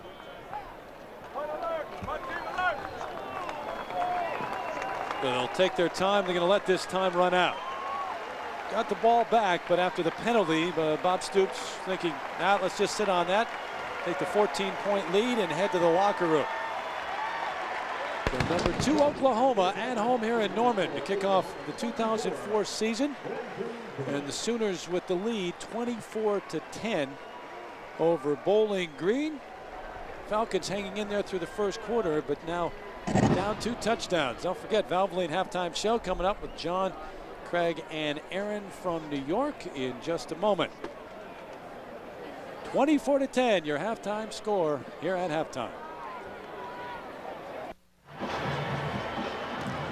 Back at a sold-out Memorial Stadium here in Norman, Oklahoma, the Sooners, the number 2 team in the nation, with a 24-10 lead over Bowling Green. Terry Gannon back with Jamal Anderson and Mark Morgan, who just a moment ago spoke with Bowling Green head coach Greg Brandon. Coach, what's the mood of your team at halftime? What did you tell them, especially your offensive unit, about trying to get some more points on the board? We had the 1 turnover, and we unfortunately held them to a field goal. We just got to sustain some drives. I think Omar's playing well. It's loud, and our guys are stumbling a little bit there, but we're okay. We're okay. How do you slow down this Oklahoma offense? We just got to keep our defense off the field. That's the best thing we can do. Good luck. All right, Mark, and the 1 turnover, Jamal, really the play that Greg and Bowling Green players and coaches can look back on and say, boy, if it wasn't for that play, this would really be a game right now. No question about it. I mean, that was a tough turnover in a tough situation for Bowling Green. Early on, though, it was White to Clayton to the end zone, and then Charles Sharon, who later fumbled to the end zone. Kewan Jones, a big first half, 98 yards so far in the game, but 2 touchdown catches for Mark Clayton, and that is the story here in Norman, 24-10. But that turnover, Charles Sharon putting it on the turf, led to that 3rd touchdown by Oklahoma and turned the momentum around a little bit. In fact, it seemed like Omar Jacobs was gaining confidence here in his first start ever on the road in front of 82,000. Yeah, and given those situations and circumstances, Omar Jacobs has made a lot of corrections and checks at the line of scrimmage for a guy who's starting his first game against Oklahoma Sooners. So I think he's done a tremendous job. He's been poised. And I think those are good things. Coach Sharon probably came in and reflected on the positives and just said, hey, let's just try to stay in this best way we can. Juwan Rankins back deep. Oklahoma won the opening toss, deferred to the second half. But it is caught up ahead of him. Bradley spinning up to about the 36-yard line. Nifty move, good return, good field position for the Sooners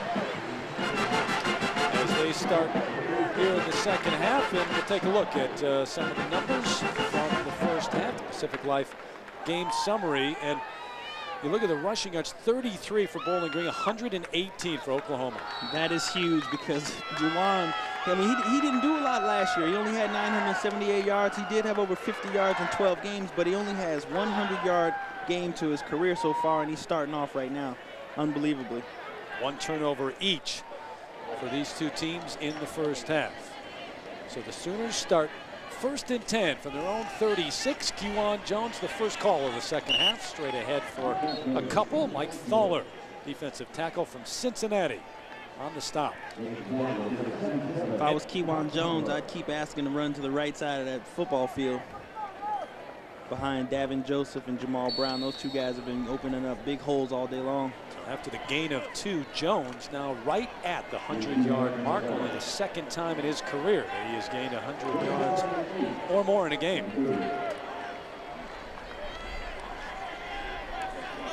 Bubba Moses in motion, coming back to the near side. Play action for White on the rollout, going to throw it to his big tight end, who is wide open and barrels his way across midfield to the 48. Second catch for Moses, but he gave it right up to Keon Newsom the first time. Fumble in the first half for the Sooners. Gain of 13 this time, though. At halftime, they honored a couple of people, including Todd Hamilton. And we talked about the Claret Jug being right here in Norman, and Hamilton with just a great win at Royal Troon this year, going to the playoff and staring down Ernie Els, and the putt at 18 coming in to win the 4-hole playoff. That was a great, great moment. 2nd straight year that, as Mike Tirico called it, was an American Cinderella story in the British Open. Jones off right tackle and down to about the 43. And this was Hamilton in that playoff after the chip up just in front of the green. Before that, the play to there and the final putt, and the celebrations began at Royal Troon. An Oklahoma Sooner is Hamilton. But 2nd and a long 5. 4 receivers set as Jason White goes back to the gun. They'll blow the whistle and throw the flags.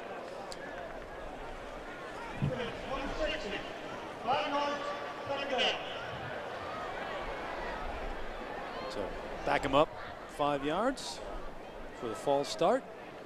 You like the fact that they, obviously not on that one, but they're announcing the names and numbers? I do. I mean, you know, when you make a mistake like that, everybody knows about it. Kind of makes you more aware, try not to do it again.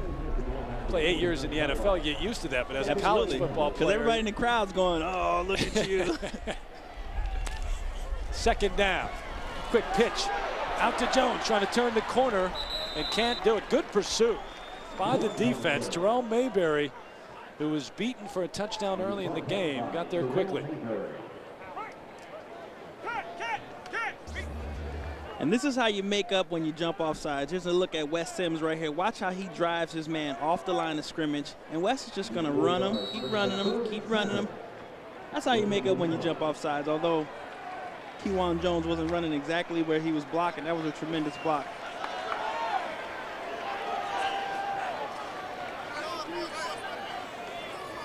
Third down for White, who is operating out of the gun again exclusively all day. Both teams do that. Batted down at the line of scrimmage. Monty Cooley, number 91, the junior from Carter, Georgia, got his hand in the air. One of the first things they teach defensive linemen on when they get to college and in the pro levels, as soon as the quarterback raises the ball up, get your hands up in the air. Even if you can't get to him, get your hands up in the air. You see Jason White right here getting ready to throw. Hands are coming up. Monty Cooley was able to get his hand up and bat that down. So Blake Ferguson on for his first punt of the game. First time that Oklahoma will have punted. Charles Sharon back deep, calling for the fair catch already, and this one traveling to the end zone. So they'll bring it out to the 20 after the 44-yard punt. Bowling Green taking over, 11:56 here in the third. A lot of talk after he took the Arizona job, the last two games this season. Last year, which Oklahoma lost, and Bob Stoops said that it's absolutely meaningless at that point, the fact that he was leaving. B.J. Lane ahead for a couple of yards. He'll get a rest, and P.J. Pope will come back in. Hey, Coach Stoops talked about how Bo Pelini, it wasn't a great thing for him to come over. You know, they used to confer last year when he was at Nebraska because they didn't play each other. They ran the same defensive philosophy, and they said it's been a smooth transition with both guys being co-defensive coordinators. Batted down right at the line of scrimmage. Dusty Dvorak bats it down as we send it to New York and John Saunders. Looks like you need instant replay on that one. Absolutely. So here it is 24-10.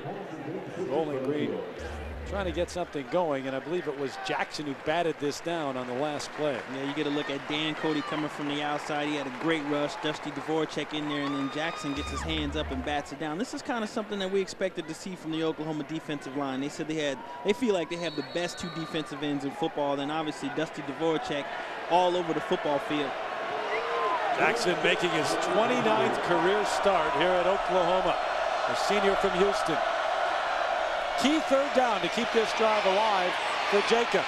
Had room to run, but throws back across the middle. Got his man, got a first down. So it's P.J. Pope out of the backfield, and they'll move the chains. And again, see the poise of Omar Jacobs. I mean, it is unbelievable. Omar sat and told us yesterday, we said, are you nervous at all? He said, no, I thought I'd be nervous, but I feel good, and I'm not going to be nervous tomorrow. And I was like, we'll see. But obviously, he was right. I mean, look at Omar just avoiding the sack now. Instead of running the ball, trying to figure out where he can throw it. It takes years to teach guys that in the NFL, and I'm really surprised in his first start in this situation that he's already kind of got a great grasp of that. Gain of 14, first and 10, quick out. There's Magner who lost it out of bounds. They've gained a little bit, up to about the 43, maybe the 44-yard line. Third catch for Cole Magner on the afternoon. Get a look at Omar Jacobs right here. He's got guys coming him. Obviously, we talked about Oklahoma's defensive line being good. Rufus Alexander, he's all over the place today, but Omar sits in there, knows he's going to get hit, delivers a great throw. Jacobs is a big guy. They list him at 6'4", 224. Normally, guys look smaller when you meet them. Right. Yesterday, walking up to him, he looked even bigger. Honestly, I mean, 15, 20 pounds, this guy could be a tight end. Oklahoma showing blitz. They pull it back. Jacobs over the middle, too strong for the intended receiver. Magner was there, but Jacobs just drilled it that time. That's rare because Cole Magner is one of the guys on his football team. He usually catches everything that comes near him. Magner, the senior from Palmer, Alexander, kind of a beach ball, surfer dude from Alaska. Got the long, blonde, flowing hair. A surfer dude with 99 catches and 1,200 yards receiving last year. Free spirit. 3rd and 7. 5 receivers over the middle, and again behind his intended receiver. A little bit too hard that time, too. Rodney Poole on the coverage. Seemed like there was miscommunication there between Jacobs and his wide receiver and Steven Sanders. Sanders broke down when I think Jacobs thought he was going to keep coming across the middle. Instead, Sanders kind of stopped in the hole right there.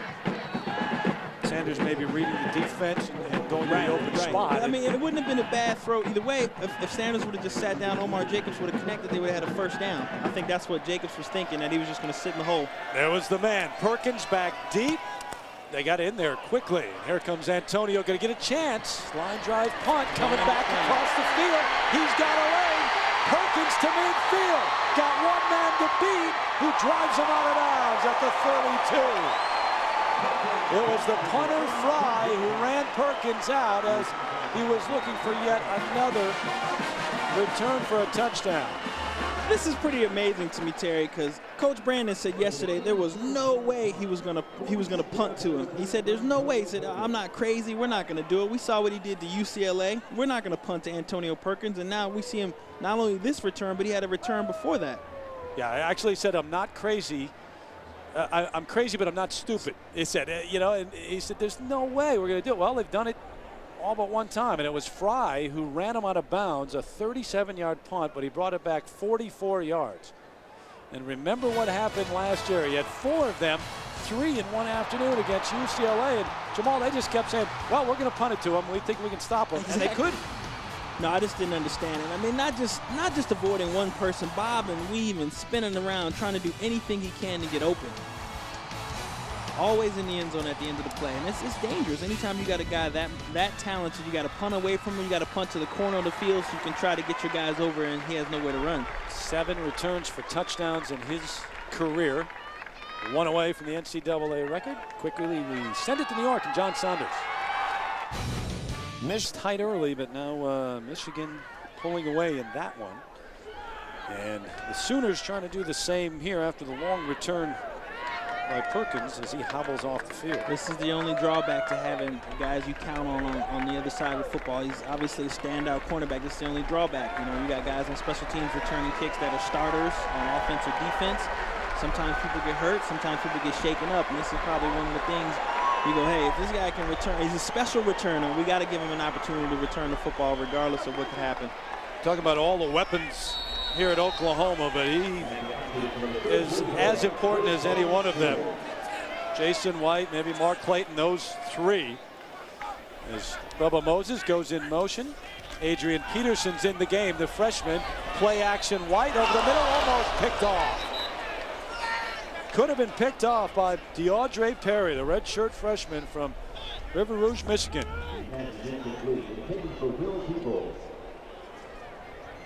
Yeah, DeAndre Perry staying with his guy. He had great coverage there. Hey, Jason White threw it just a little bit behind him, but he had an opportunity to get both hands on that football. Crosley on the pressure. That's the thing. You can't let Jason White just sit back there. This guy's going to pick you apart. You got to keep somebody in his face. You got to put him on the ground.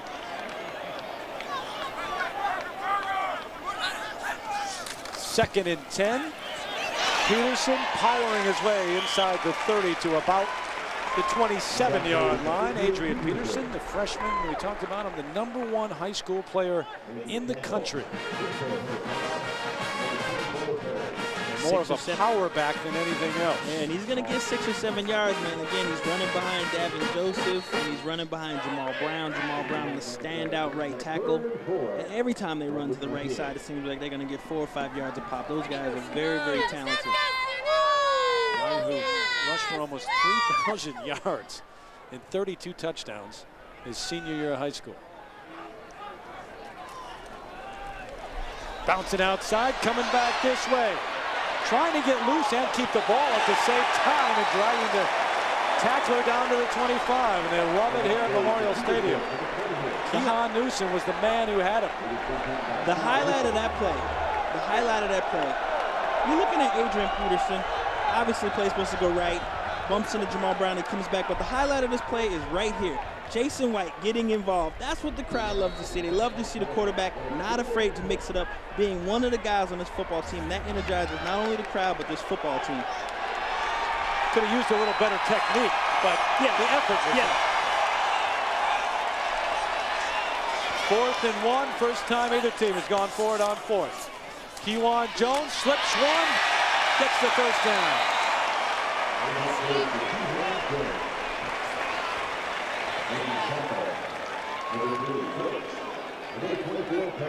So Jones over 100 yards for only the second time in his career. And at the conclusion of today's game, reminder, we'll select a Chevrolet player of the game from each team. Chevrolet will make a $1,000 contribution to each university's general scholarship fund. And certainly Kewan Jones, one of the candidates for player of the game. They're going to bring out the chains, actually.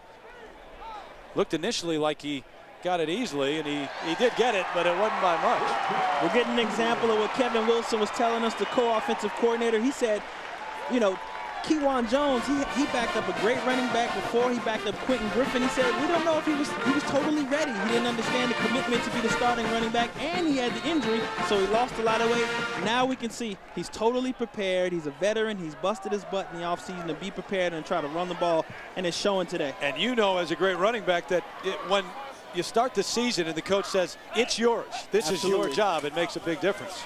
DJ Wolf in right now, tailback, right to the end zone, touchdown Oklahoma. Will Peoples with the catch from Jason White.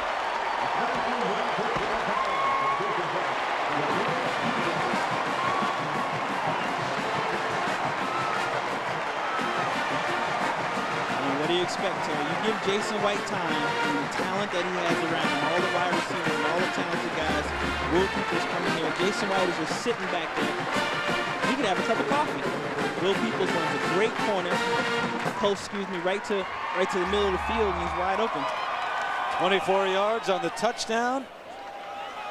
And DiCarlo on for another extra point try. And no good. He missed it left. We gotta have some flaw, Terry. They're doing so many things well. We gotta have one flaw.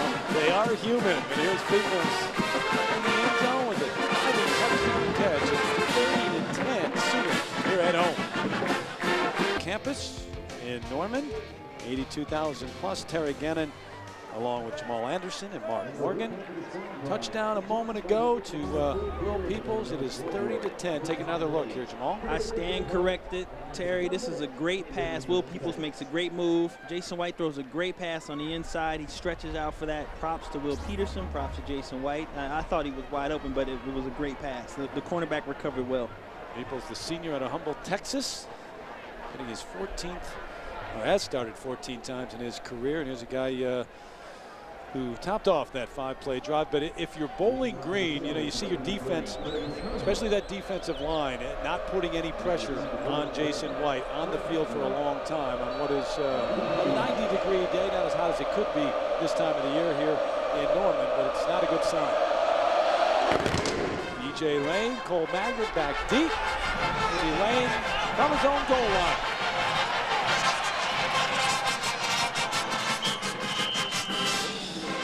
Out to the 23.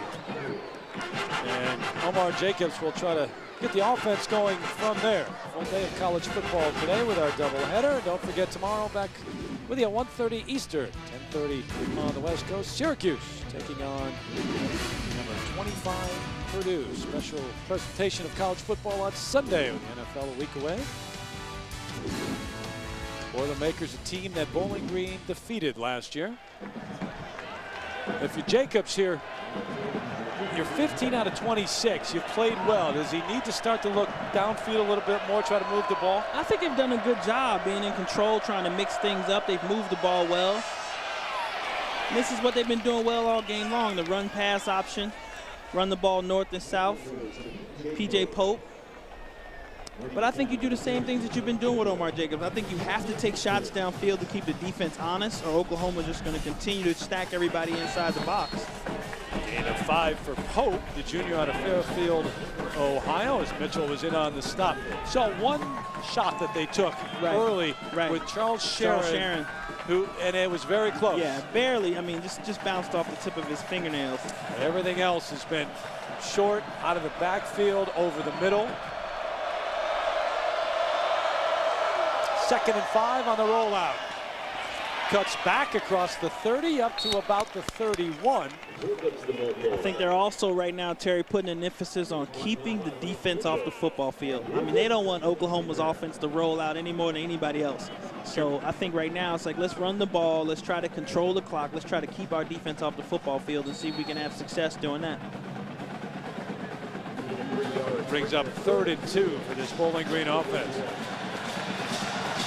That was the number 3 offense in the country last year. Remember that, almost 500 yards of total offense per game. 5 receivers set. Jacobs gets it away somehow as he was thrown to the turf by Dan Cody. So Cody forces the errant pass, but how strong is Omar Jacobs too, Jamal? Yeah, he's really strong. But I mean, this is something honest, quite frankly, Terry, I thought we would see earlier. Dan Cody makes a great move pushing the tackle out the way and gets underneath, and Omar Jacobs still able to stand in there and try to deliver a pass, because Dan Cody's one of the best defensive ends in the country. Cody almost had his 16th career sack.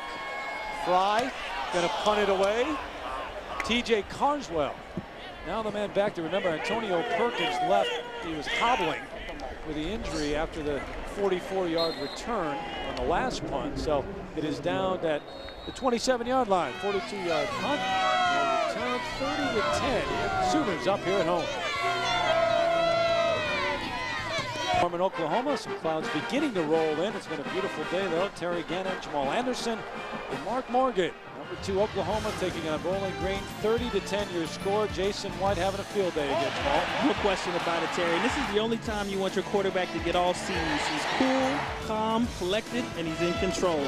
Jason White picking up where he left off last year in the regular season, leading this Oklahoma Sooners football team. 2 touchdowns early on to Clayton, who was the man, by the way, who was in returning that last punt.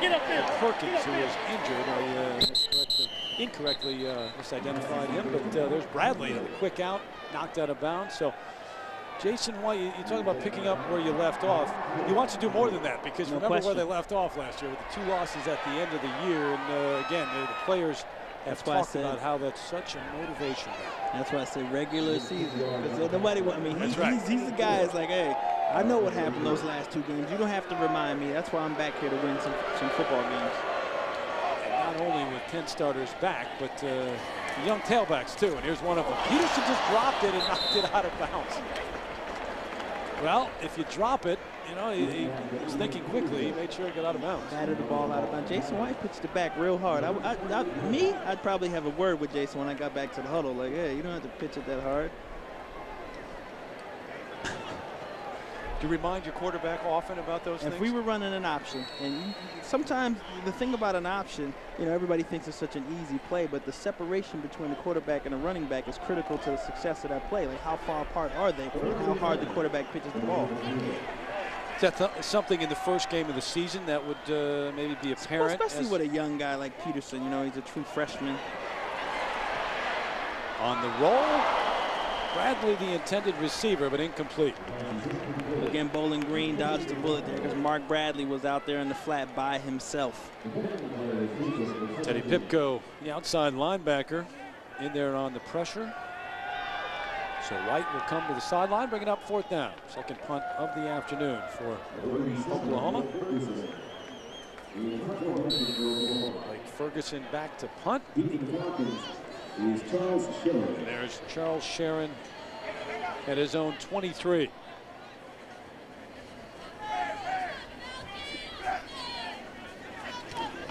Low snap, and he just gets it off, does Ferguson. Sharon may be able to return this one. Not this way, though. Crimson and green jerseys swarming over him at the 30. Well, how quick was the coverage? A 46-yard punt, but just a 4-yard return. Not just the coverage, Terry. My coach Frank Gant used to always tell us, he who second guesses himself is lost. Charles Sharon did a great job of going upfield. You see the pressure right here on the punter. Kind of got lucky pulling up right there. Certainly did.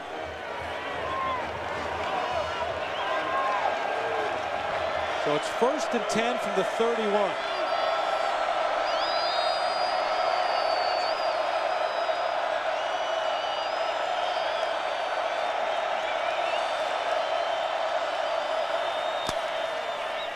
Loud once again, but Cole Magner with a catch over the middle. Smart. His 4th catch of the afternoon.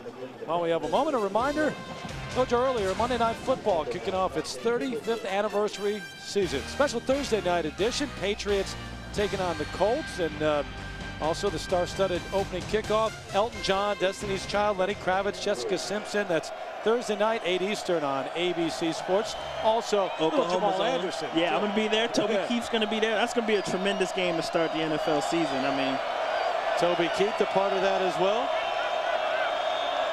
2nd and 3. Jacobs going to keep it this time. Trying to get outside and can't. Lance Mitchell all over Jacobs.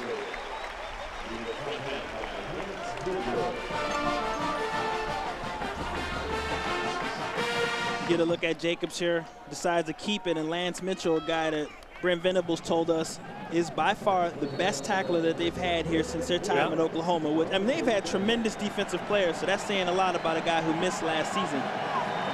Look at the numbers from 2002 before he missed last year. And 9 tackles already this afternoon in this game for Mitchell.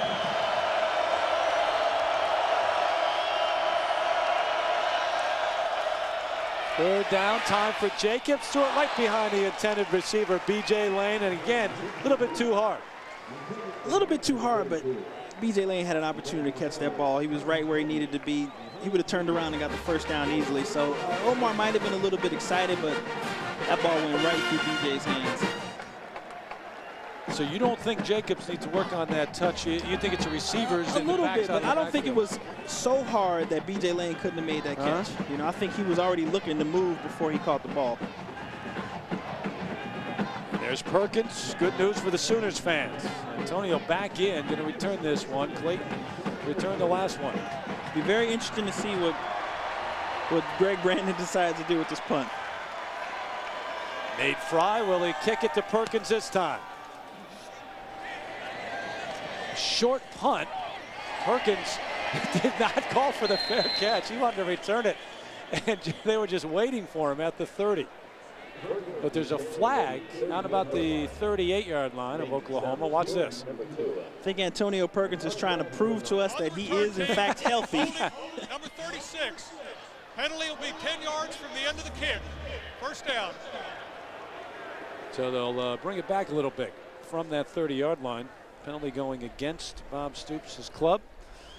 But Perkins may be the only man in America who would not have called for a fair catch. Exactly. I'll tell you where he might have benefited. You watch Perkins come up. The Bowling Green guys are kind of breaking down because they got to give him a little cushion before he catches the ball. So he doesn't really get hit that hard because everybody's kind of breaking down and trying to give him space. And the senior from Lawton, Oklahoma, with those 7 returns for touchdowns, but maybe an underrated corner. He's got something to prove this year about that. Inside give. Kewan Jones cuts back. That's the 25 to the 27-yard line. A reminder, coming up later, time permitting, of course, the Thrifty Car Rental post-game report. John, Craig, and Aaron in the studio, featuring highlights and analysis across the country. Opening weekend of college football. Terry, I think Bowling Green is going to get a proper dose of Kewan Jones and Adrian Peterson for the rest of the second half. I mean, Oklahoma's got a 30-10 lead, in control of this game. They're just going to try to run it now. Kewan with 112 yards on the ground already. Keep it right there, coming to the near side. Cut back, going up to about the 35-yard line. Tough running before Javon Burks wraps him up, a gain of 8, and you're absolutely right. The Sooners going to keep it on the ground as much as they can.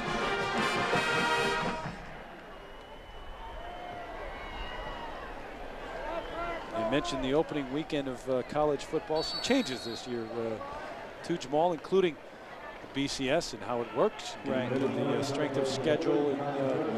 And, we talked to Bob Stoops about that. They went out and got Oregon on their schedule to strengthen their schedule, which is the 3rd game of the year, and now BCS does away with that part of the stand. It's just the poles now. And it wasn't just Oregon. This Bowling Green game, they had a choice between Arkansas State and another lesser opponent, and they chose Bowling Green because Bowling Green looked like they would be the better team at the time, which they ended up being. And now Stoops is like, we don't need either one of these teams. You know, he says, it matters a little bit, but it doesn't. Certainly matters in the minds of the pollsters, right. Especially, I think. And it matters to the Utah Nation. Yes, we started off with a very, very good win the other day. Congratulations on Thursday night. J.D. Runnels, by the way, the man down right now. And I think as much as anything, a late loss, the timing of your loss may really be even more important now as well in BCS. 145 yards, you see there. Talking about a stat that people probably wouldn't expect to see from Oklahoma. 145 yards rushing, 30 or so carries.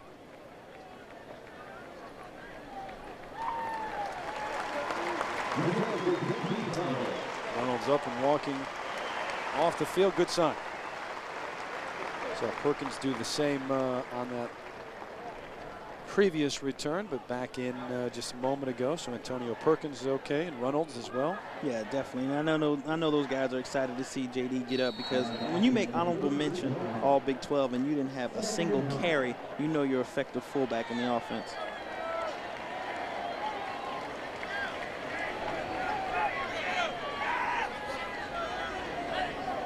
Second down from the 36. Quick drop, quick throw. Clayton could not hold on, and we send it to John Saunders for an update on Cal Notice out in the Pac-10 this year. And I know my man, being a Utah guy, likes to see that score. Not just that, my cousin's a starting center for Cal, so I'm real excited to see that score.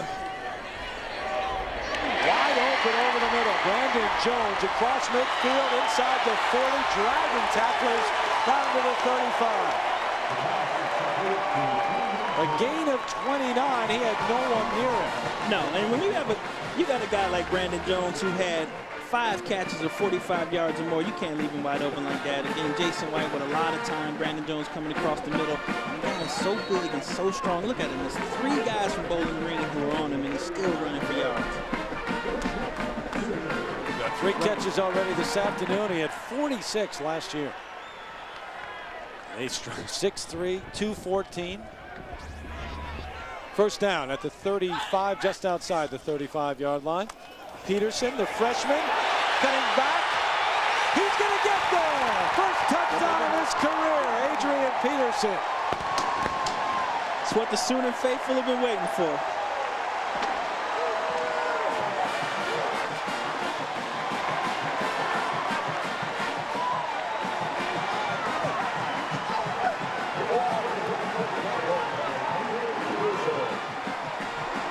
Remember this one, 35 yards to the end zone for Adrian Peterson, the freshman, and everything. #1 player in the country coming out of high school, and you look at him, DJ Wolf, quite a combo in their first year here on campus at Norman. DeCarlo, who missed his last one after, well, he set a record 74 of them last year, much of that due to the offense that Oklahoma had, but this one is good. Yeah, this is an impressive run. You know, the guys are just going back and forth. Kewan Jones, Adrian Peterson coming in. You get a look right here at the left tackle. Wes Sims kicking a guy out. Adrian Peterson north and south. The thing that he did so effectively throughout his high school career. And the guy, when he gets an open field, runs a sub 4.5 to be 220 yards. Look at this block right here. Watch Wes Sims going to kick out right here, and that's going to create the lane that Adrian Peterson's going to go through. Jason White hands it off, reads the block, inside, cuts, outside.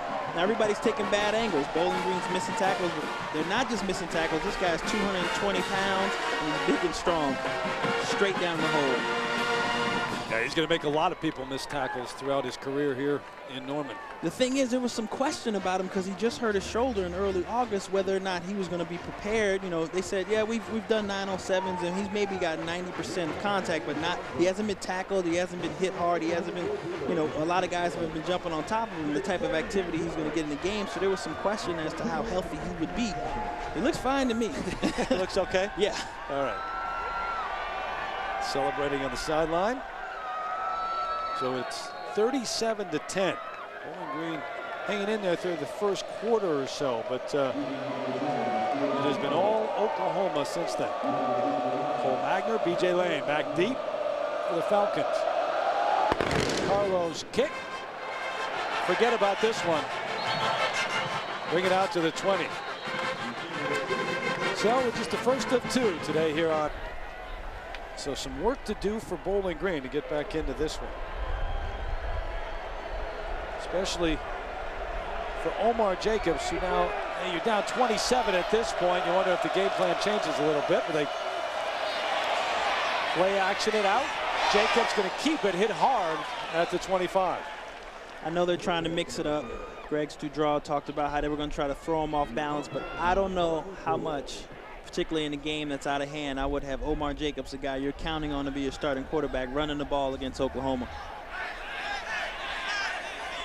Play action right here. Omar breaks it. Fakes Dan Cody out, luckily, and then he comes up and he takes a pretty good shot right there. 6'4", 224. He could take plenty of shots and get back up. Rodney Poole hit him that time. B.J. Pope spinning back for a couple. That's it. Bringing up third down. There's your man, Rufus Alexander again. Yeah. Rufus is making amends for missing the beginning of the season last year.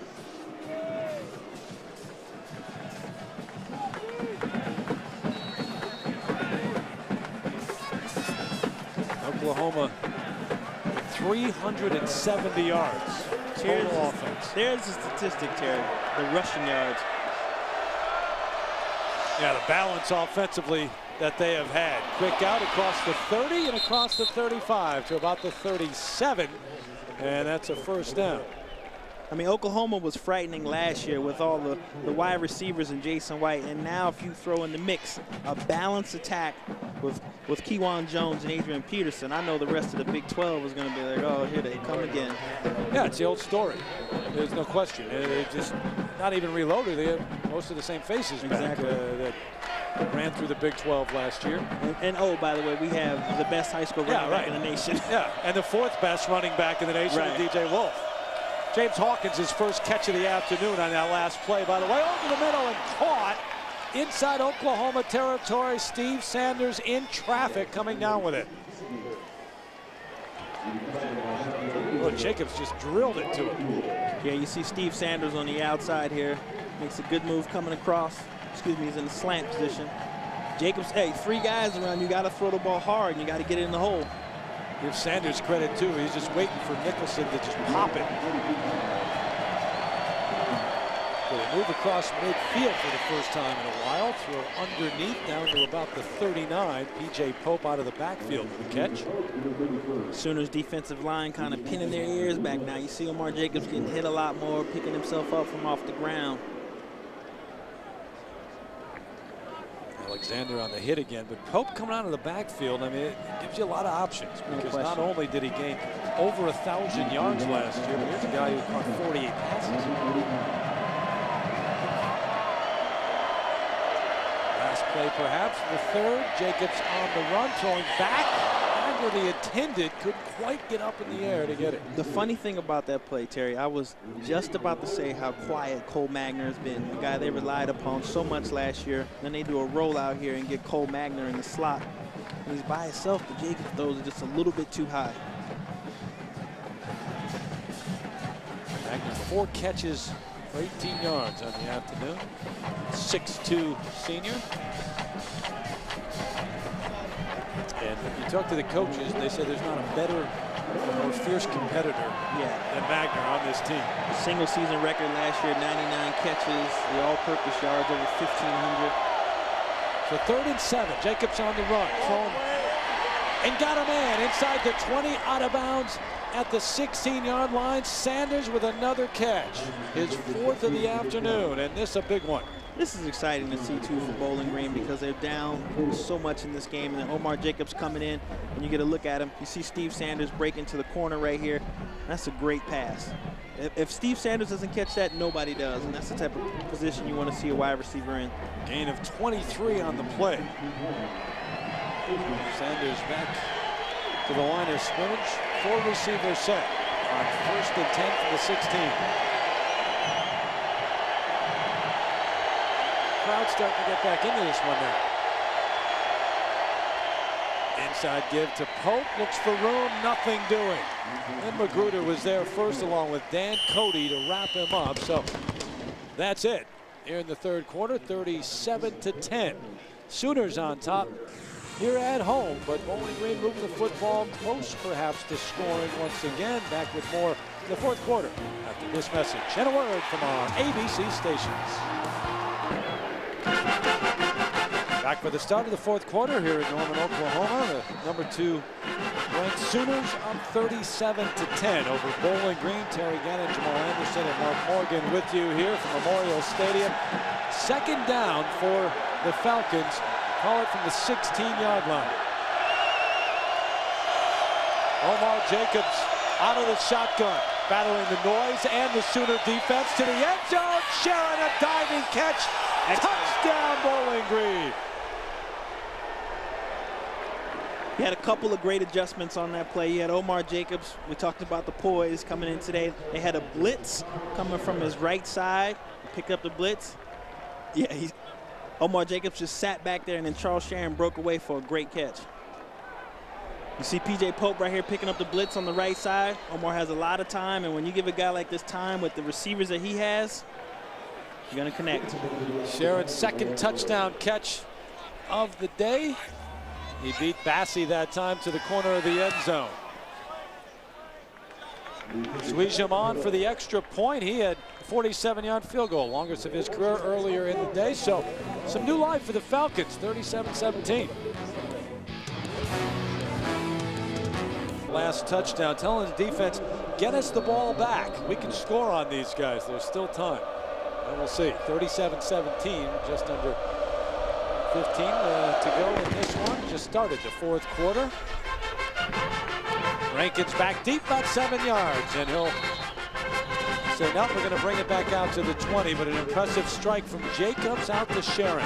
Yeah, Eric Bassey's no slouch at cornerback, but it was a great throw. Sharon stretches out and gets a little bit of separation on Bassey, and we got 7 points after the PAT. Yes, sir. I'm giving him points on the touchdown. Can't assume that. 16-yard touchdown catch for Sharon. His first one of the day was an 18-yard, so he's got a couple this afternoon. Now Jason White leading the Sooner offense back on the field. Kejuan Jones has been the man. He's the lone setback now. Jones with 121 yards on the day, trying the right side once again. Nowhere to go this time. TJ Carswell was there along with Javon Burks to wrap him up.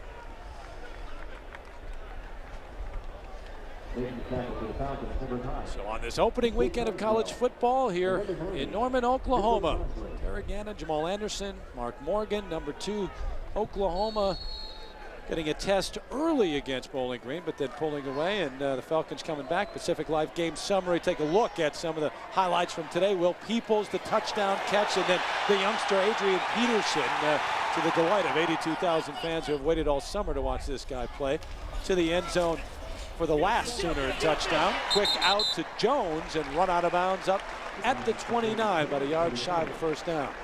Terry, Oklahoma is like business-like. I mean, very methodical with their drive. There's not a lot of, not to say that they're not fired up for this football game, but they've come out today and just they've executed. Everybody's been really, really calm. Even when it was tight early on, it was like, okay, let's just go out and do what we do best. Let's tackle, let's run, let's catch the ball and see what happens. You think that comes with a veteran team? They've got so much experience? Not only just the veteran team, it's their first home game. They're playing against Bowling Green. Not to say that they took Bowling Green lightly, but they know physically and talent-wise that they have a great football team.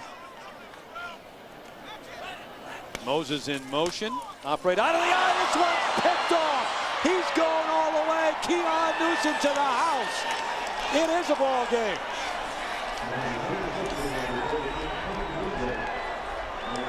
Ted Beckman talked about it yesterday. He said, hey, the center of my defense, the most important position on the football field is Kejuan Newsom. He said, he's my strong safety. I wanted to build the core of my team from the center on out. Look at him now. Kejuan Newsom bringing it back 28 yards. Boy, he read it perfectly. Look at the anticipation. Keeps his eyes on Jason White. Jason kind of just throws it out to the flat. Kejuan breaks on it well. So just like that, you know what, Cole Magner, they didn't give the ball back to the offense. Right. They took it one better. So Sweejum, the extra point after the interception and the return from Newsom, the star of the defense, and it's 37-24. Some nervous people here at Memorial Stadium. Perfect read, taking it back all the way, so it's 37-24. Bob Stoops and Oklahoma closer than most expected it to be. Greg Brandon's club hanging in. Sweejum's kick. This one all the way out of the end zone. They'll bring it out to the 20. We go to New York. Check in with John Saunders for a bit. Interchangeable parts in Michigan. Jamal, take a look at the great read for Newsom. Look at Newsom's eyes, following White the whole time, makes a great read, picks it off. Hey, that's what the best player on the defense is supposed to do. Coming back this way, first play of this drive. It's Clayton with the carry and hit hard out of bounds at the 22. New life for Bowling Green and some new enthusiasm right now. You can hear it right there. I mean, Clayton comes around and Terrell Mayberry makes a good stick on him. These guys are fired up right now. Look at the points off the turnover. Oklahoma off the 2 turnovers, but some key one. You know, Bowling Green with the key one early on.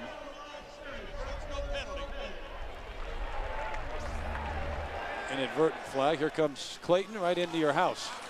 Well, Thaler forces him outside, and Terrell maybe comes up and makes a great hit. Clayton is strong, though. To be 190 pounds, he got great pad level on that play.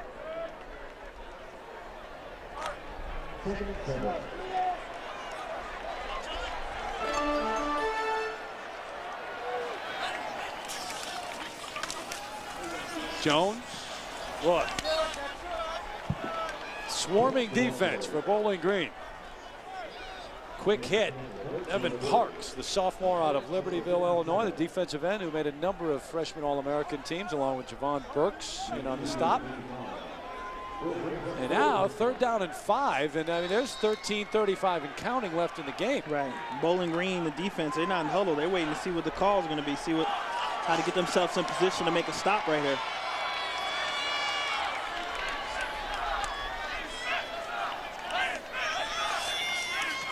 White, quick drop, quick throw, got his man near sideline, trying to get loose and fighting up to the 40-yard line is Will Peoples, who caught the touchdown pass on the last drive in which they scored. So they'll move the chains and a key 3rd down pickup for Oklahoma. Yeah, definitely. 3rd and 5, you get Jason White back here. Again, he's got time. He throws the ball to Will Peoples, who makes a great fake right here. Like he's going to go out of side. Johnny Jordan's trying to hold on right now. Well, Bowling Green would have gotten a stop there. You think about the momentum that they would have taken to the next offensive series. We'll see here. Quick pitch. Jones looking for room. Quick feed of Kewan Jones getting it to the 45. You see Kewan Jones breaking out, but Clayton made a very, very smart move. First of all, he's blocking on the outside, the cornerback, and then as Jones comes outside of him, he throws his hands up like, hey, I'm not holding this guy. Veteran move. It's the old adage, but you probably could call a hold on almost every any play. play. Oh, yeah, absolutely, absolutely. Be here till midnight. Yeah, be a night game. Jones straight ahead power running this time, near midfield. That's where he needs to get for a 1st down. So just shy of that perhaps. See where they mark it. 28 carries, 135 yards today. Kewan Jones. And if there was any doubt as to whether Bob Stoops and the Oklahoma coaches wanted to make sure that people knew they could run the football this year, they're gonna forget about it. They're trying to erase that doubt right away. It's a good play. He started off going upside David Joseph's side, and then he ended up going behind Kelvin Chouchon. 3rd and 1. Coming this way. Jones Gets a good block and then is tripped up, but he gets the first down. Mayberry with the tackle. It looked like if he could cut back. Right. That's kind of a dicey call there, Terry, because in most situations when you got 3rd and 1, you got the field position that Oklahoma has, you usually want to just kind of run it straight down the field. Check out Runnels. Oh. This is why J.D. Runnels was honorable mention all Big 12 when he didn't even carry the football. That was a tremendous block. I mean, Runnels just took the helmet off of Javon Burks. So you want to play college football, huh? And you got to pose after that. Yeah. So it's 1st and 10. They move the sticks once again. Inside give. Jones ahead for a couple. Keeping it on the ground every play right now. And using up clock. Don't forget, it's the first of 2 here on ABC today. Many of you will see Oklahoma State taking on UCLA. The Bruins out west. And got Wake Forest against Clemson out of the ACC. Michigan State, Rutgers. Your lineup. The next game here on ABC Sports Championship Television. Just getting underway. 2004 college football season. The last game will be, of course, at the Orange Bowl, and that's what the Sooners have been looking forward to. Making a run at their 8th national championship. Balanced offense today on this drive. It's all on the ground. Adrian Peterson this time.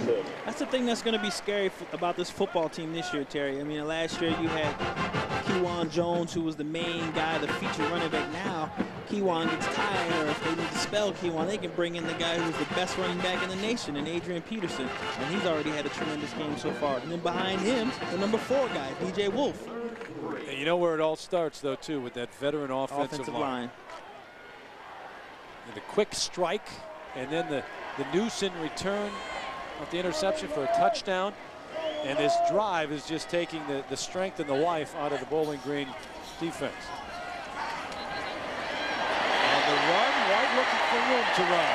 That's the 35 to the 34. This is that new mobility they talked about. Jason White finally being healthy, going through spring ball and all of summer camp, and that he was moving around and he was running wind sprints with the running backs and the wide receivers, and we were going to see more of this from Jason White this year. Rolls out, doesn't have anybody to throw to. He just tucks it and runs himself, gets a first down. Gain of 6, another first down, as you said. Yeah, last year, because of the injuries, and sometimes people forget that, preseason and whatnot, he couldn't go through the same agility drills. Not at all, and that's why they were in the option a lot. I'm speaking up the option, but where he was in shotgun a lot last year. Going to move up under center this time. Adrian Peterson, the lone setback, tripped up, falls ahead. Gain of 1, maybe 2 on the play. Bringing up second down. Loads of injuries. That was the story of his career early on. You go back to 2001 and watch as he hobbles out of bounds. Ended up having 2 ACL surgeries. This one against Alabama, of course, September 7th, 2002. And Sooner fans remember those well. And coming back and getting a 6th year from NCAA this year. Yeah, here is injured. The strained back, the wrist, ACLs, broken big toe at the end of last year. I know a little bit something about these 2 things, Terry. The ACL. Yeah.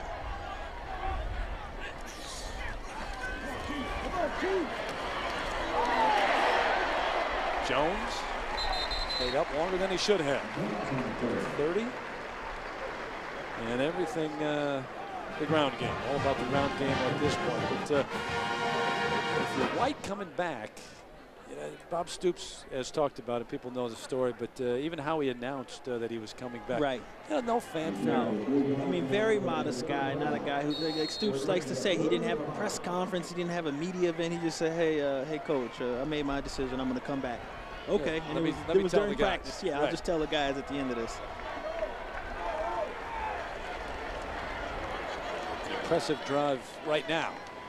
Wearing down the defense of Bowling Green and taking, as we said, their life away. White under pressure, throws this one away. No one out there. Just got rid of it. Daniel Sales was in there to pressure Jason White. Good pressure by Daniel Sales, but the thing that you like about that play is Jason was backing up, was in trouble, but he got rid of the football. Didn't cost him any field position on that. There's Mayberry in there as well. Yep.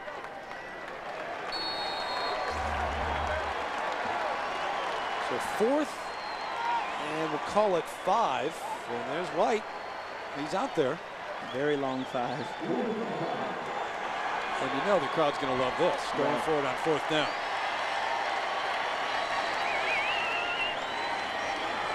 Bringing Clayton to the near side, now back. White, here comes the blitz. Going to flush him out of the pocket on the run. Throwing back. Did he catch it? Yeah. They call it a catch. John Finley, the tight end, and he barely caught it, but a great catch for Finley, his first of the afternoon. You get a look at Jason White rolling out. Doesn't look like anybody's there, and DeAndre Perry is all over him. It's a pretty good call, yeah, just dropped. That was a great catch. 9th different receiver this afternoon. So White's spread it around, and Finley, the redshirt freshman out of Arlington, Texas, getting his first catch ever for the Sooners. He's got a guy all over his back, and he's also fallen to the ground and get his hand underneath to make that catch. So his drive going. Is alive. Lead for the Oklahoma Sooners here with 7:15 left in the game. 84,319 the attendance today, so above the actual announced capacity of Memorial Stadium. It is a new stadium record. John Finley, the catch to keep the drive alive. A moment ago, Keon Jones fighting his way near the end zone, but there's a flag down as he's knocked out at the 1. The flag back at the 19. A running back's worst nightmare. All that effort to get down to the pylon, and you get up, and they're like, "You're coming back. You're coming back." Holding 55 on the offense. 10 yards from the previous spot. Repeat first down. You know what? Jamal Brown has thrown enough blocks to get touchdowns for Kewan Jones in his career that he'll accept this one. See, what people don't realize, you see Jamal Brown right here. He's got his hands, and if a referee sees where your hands are on the outside right here, that's the key. If he sees your hands on the outside and holding on to a guy, he probably could have got away with that. I mean, but what people don't realize is that running backs, we still count those yards. Official statistics don't give them to me, but we count them because it physically took something out of us to get those yards. You're the only ones, and you can't look back on them, but sure, in your mind you can count them. Kewan trying the middle this time, down to about the 22, but sure, you keep your own stats. No, Terry, your I'm family serious. keeps your stats. Why, okay, if I was Kewan Jones, I'd be like, well, I had 185, but we had two penalties, so I only ended up with 150. Don't forget, if time permits, stay tuned for the Thrifty Car Rental postgame report. John, Craig, and Aaron featuring highlights and analysis from today's action around the country. If we have enough time. So it brings up 2nd and 15 on the 21-yard line. White looking one way, going to throw that way to the end zone. Had a man, Brandon Jones, well covered that time. That was Jelani Jordan, who was banged up a little bit early in the ball game, but back in and stayed there step for step with Jones. Got some pressure from Mitchell Crossley on the outside. See Jason White sitting back there. He's about to come under pressure here any second now. Mitchell Crossley get a good rush. I don't know how much longer we'll be seeing Jason White if he keeps going on the ground, even though that wasn't a bad hit. When you look at Jason White and who's behind him, obviously Oklahoma Sooner fans don't want to find out, but Paul Thompson, a junior, is behind him. But if it's a blowout, right, coaches from Oklahoma say they'll put in Tommy Grady and try to redshirt Thompson, get him an extra year. Going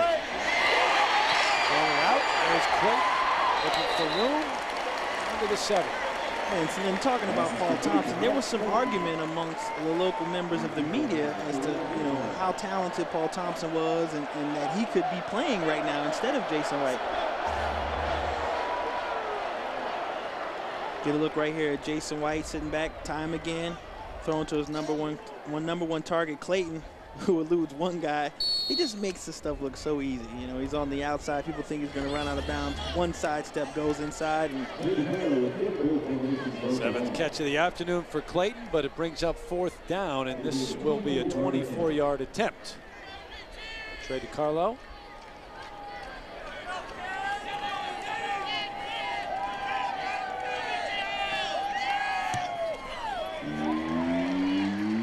perfect. So they averaged nearly 50 last year, and the Sooners with 40 on the board right now. 5:07 left. It's 40-24.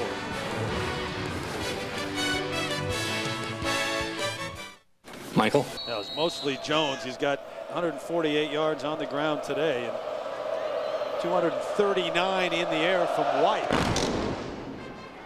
Little pooch kick to the 22. Taken there, not much doing in the way of a return. Up ahead to about the 26-yard line. P.J. Pope, the man who caught it and returned it. And they have had some highlights offensively. No doubt about it. I mean, Bowling Green is a team with talented wide receivers. They have a great safety in Keon Newsom. They can make plays. They did it last year on the football field. They just need more plays like this. They need an opportunity to make or create more turnovers and get the ball. And this guy right here, Omar Jacobs, is going to be the key to see what he can do in the next 5 minutes. It's connected twice with Charles Sharon in the end zone, and then you saw that return for a touchdown off the pick. Great read for Keon Newsom. First down to the air once again. This time almost picked off over the middle. Brandon Shelby had a great chance.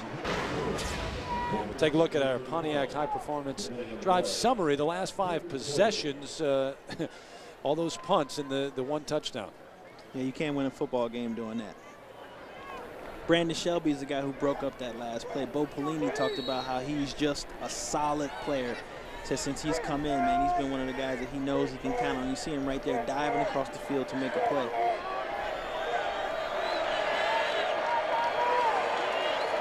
It's 2nd and 10.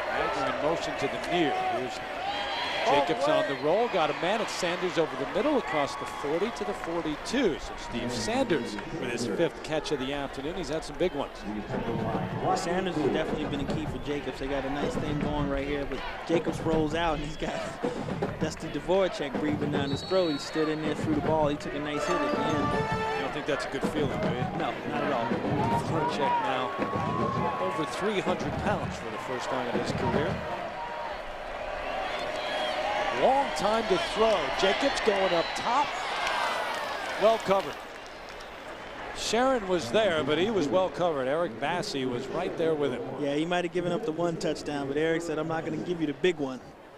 It's good to see him try to throw it down the field. Like I said, you got to keep the defense honest. If all you're doing is throwing short routes or curls or slants, and then the guys in Oklahoma's defense, they can set everything up from 8 yards in and just play you that way. Some of the scores from around the country. Virginia, 44 points on the board. Wisconsin in the win today. Quick look back. Hope out to the 47. Clark continues to run 4:23 and counting. Rufus Alexander did not make that last play, but he really disrupted it. If they would have had a little bit more time or been able to eliminate him sooner, it looked like B.J. Pope had a nice lane to run either way. So 3rd and 5 as they get to the line as quickly as they can.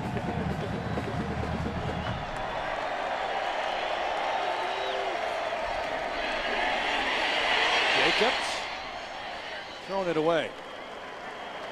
You know, many of their passes have been rollouts, getting him out of the pocket, but give that offensive line, you know, the Scott Murkowski and the guys credit, because even though we see him throwing on the run quite often, it's been by design. Right, absolutely. They've been rolling out. I mean, they understand what they're dealing with Jackson and Cody and Magruder and Dvorak. But this offensive line with Murkowski, he's one of the best centers in football right now. He's a guy that's on the short list for a lot of the top awards for interior linemen. And, you know, Andy Grubb and Warren, they've done a good job of protecting him for the most part, but they understand what they're dealing with and try to keep this guy moving and on the run so they can throw the defense off. Another game coming up next, but don't forget, back with you tomorrow as well. Special Sunday edition, 1:30 Eastern. Syracuse taking on Purdue, 25th ranked club in the nation. You look around preseason at least, the Trojans ranked #1, right. Oklahoma #2, but who jumps out at you when you look at the great teams this year? It's hard to say right now because, you know, you got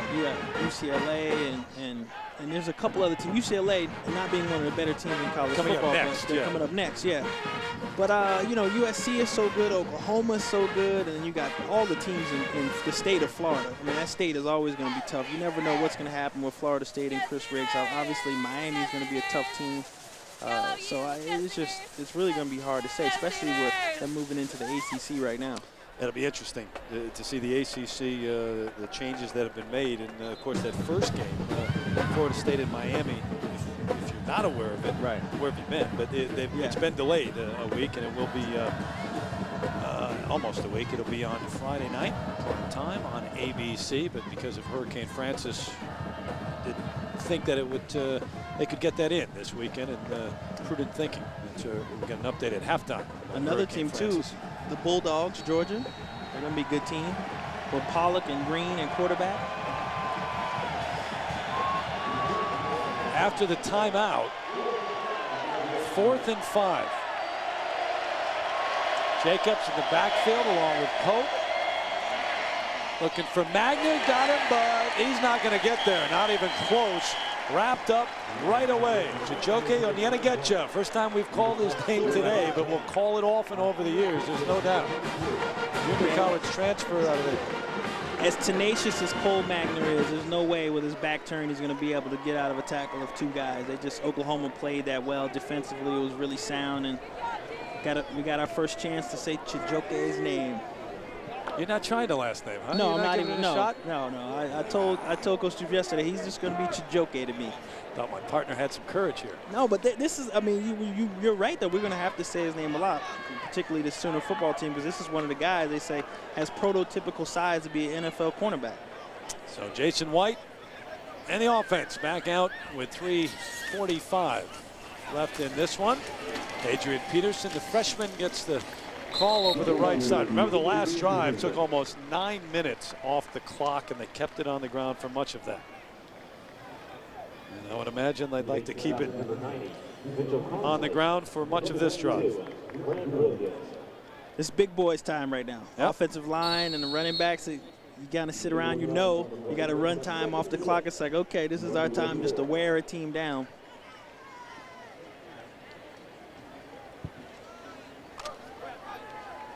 Seven national championships here at Oklahoma. Last one just a few years ago, back in 2000. And they'd love to win another one again in the Orange Bowl at the end of this year. Peterson looks for room, cuts back, and gets down to about the 40.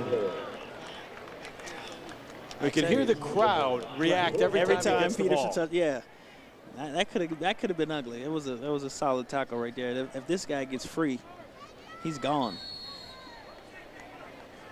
Been a long time since a recruit arrived on campus, which with as much attention as Adrian Peterson has this year. Dare I say the last was Marcus Dupree? Yeah, probably right. Who had a great freshman year and then, well, walked off the field sophomore season. How'd you end up at Utah, by the way? You must have been recruited by Oklahoma. Peterson all the way down inside the 25 to the 24. Sore subject, huh? Why are you trying to get me started, Terry?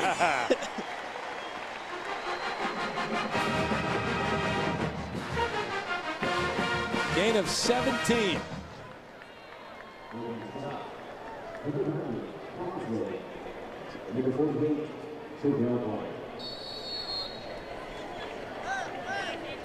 Even 17 yards on the play to the 21-yard line. First down, Sooners. So it's 1st and 10 Sooners from the 29.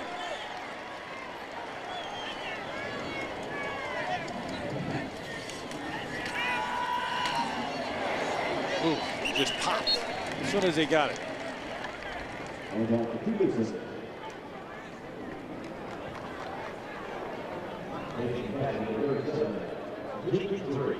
Jenkins Reese on the hit, and it was a good one. Well, today's Chevy players of the game, no surprise. Omar Jacobs, quarterback, 24 to 41, 218 yards, 2 touchdowns for Bowling Green. And Kewan Jones, career high in carries and yards, 32 carries, 148 yards. In recognition of their efforts, Chevrolet will make a $1,000 contribution to each university's general scholarship fund. Peterson now in for Kewan Jones. Knocked out of bounds about the 16. John Nicholson on the stop. I was surprised. You look at Kewan Jones that in only one other game had he rushed for more than 100 yards. Right, yeah. He did have in 12 games over 50 yards, but they talked about how the emphasis, they had a hot hand. I mean, Jason White was so good and the wide receivers were so talented last year, and they're all back this year, but they said, you know, we didn't really put an emphasis on running the football. It was like we did so well throwing the ball, we didn't really concentrate on it. We were still winning football games, so it didn't matter to anybody here. Peterson trying to get outside. Stays up after the initial hit, but knocked out at the 15. Getting a lot of work, and more work than DJ Wolf has gotten, the other freshman sensation who was ahead of him, at least on paper, in terms of the depth chart. And we know how that works out because every time that Kewan Jones has needed a sub, we've seen Adrian Peterson come in, and much to this crowd's delight, they wanted to see what this kid could do.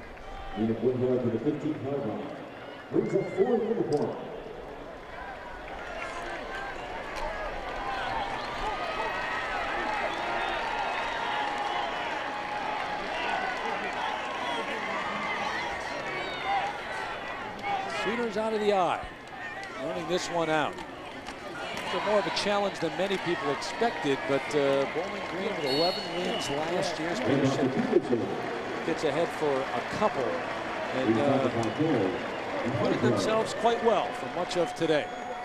Yeah, you got to give credit to Coach Greg Brandon. His team was ready. They came out. Like he said, this was a mirage, guys. Don't worry about this. We play football with anybody on any given day, and they came out and played well. To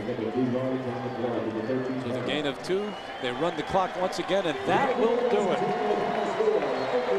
That's it. Here at Norman. Bob Stoops heading over.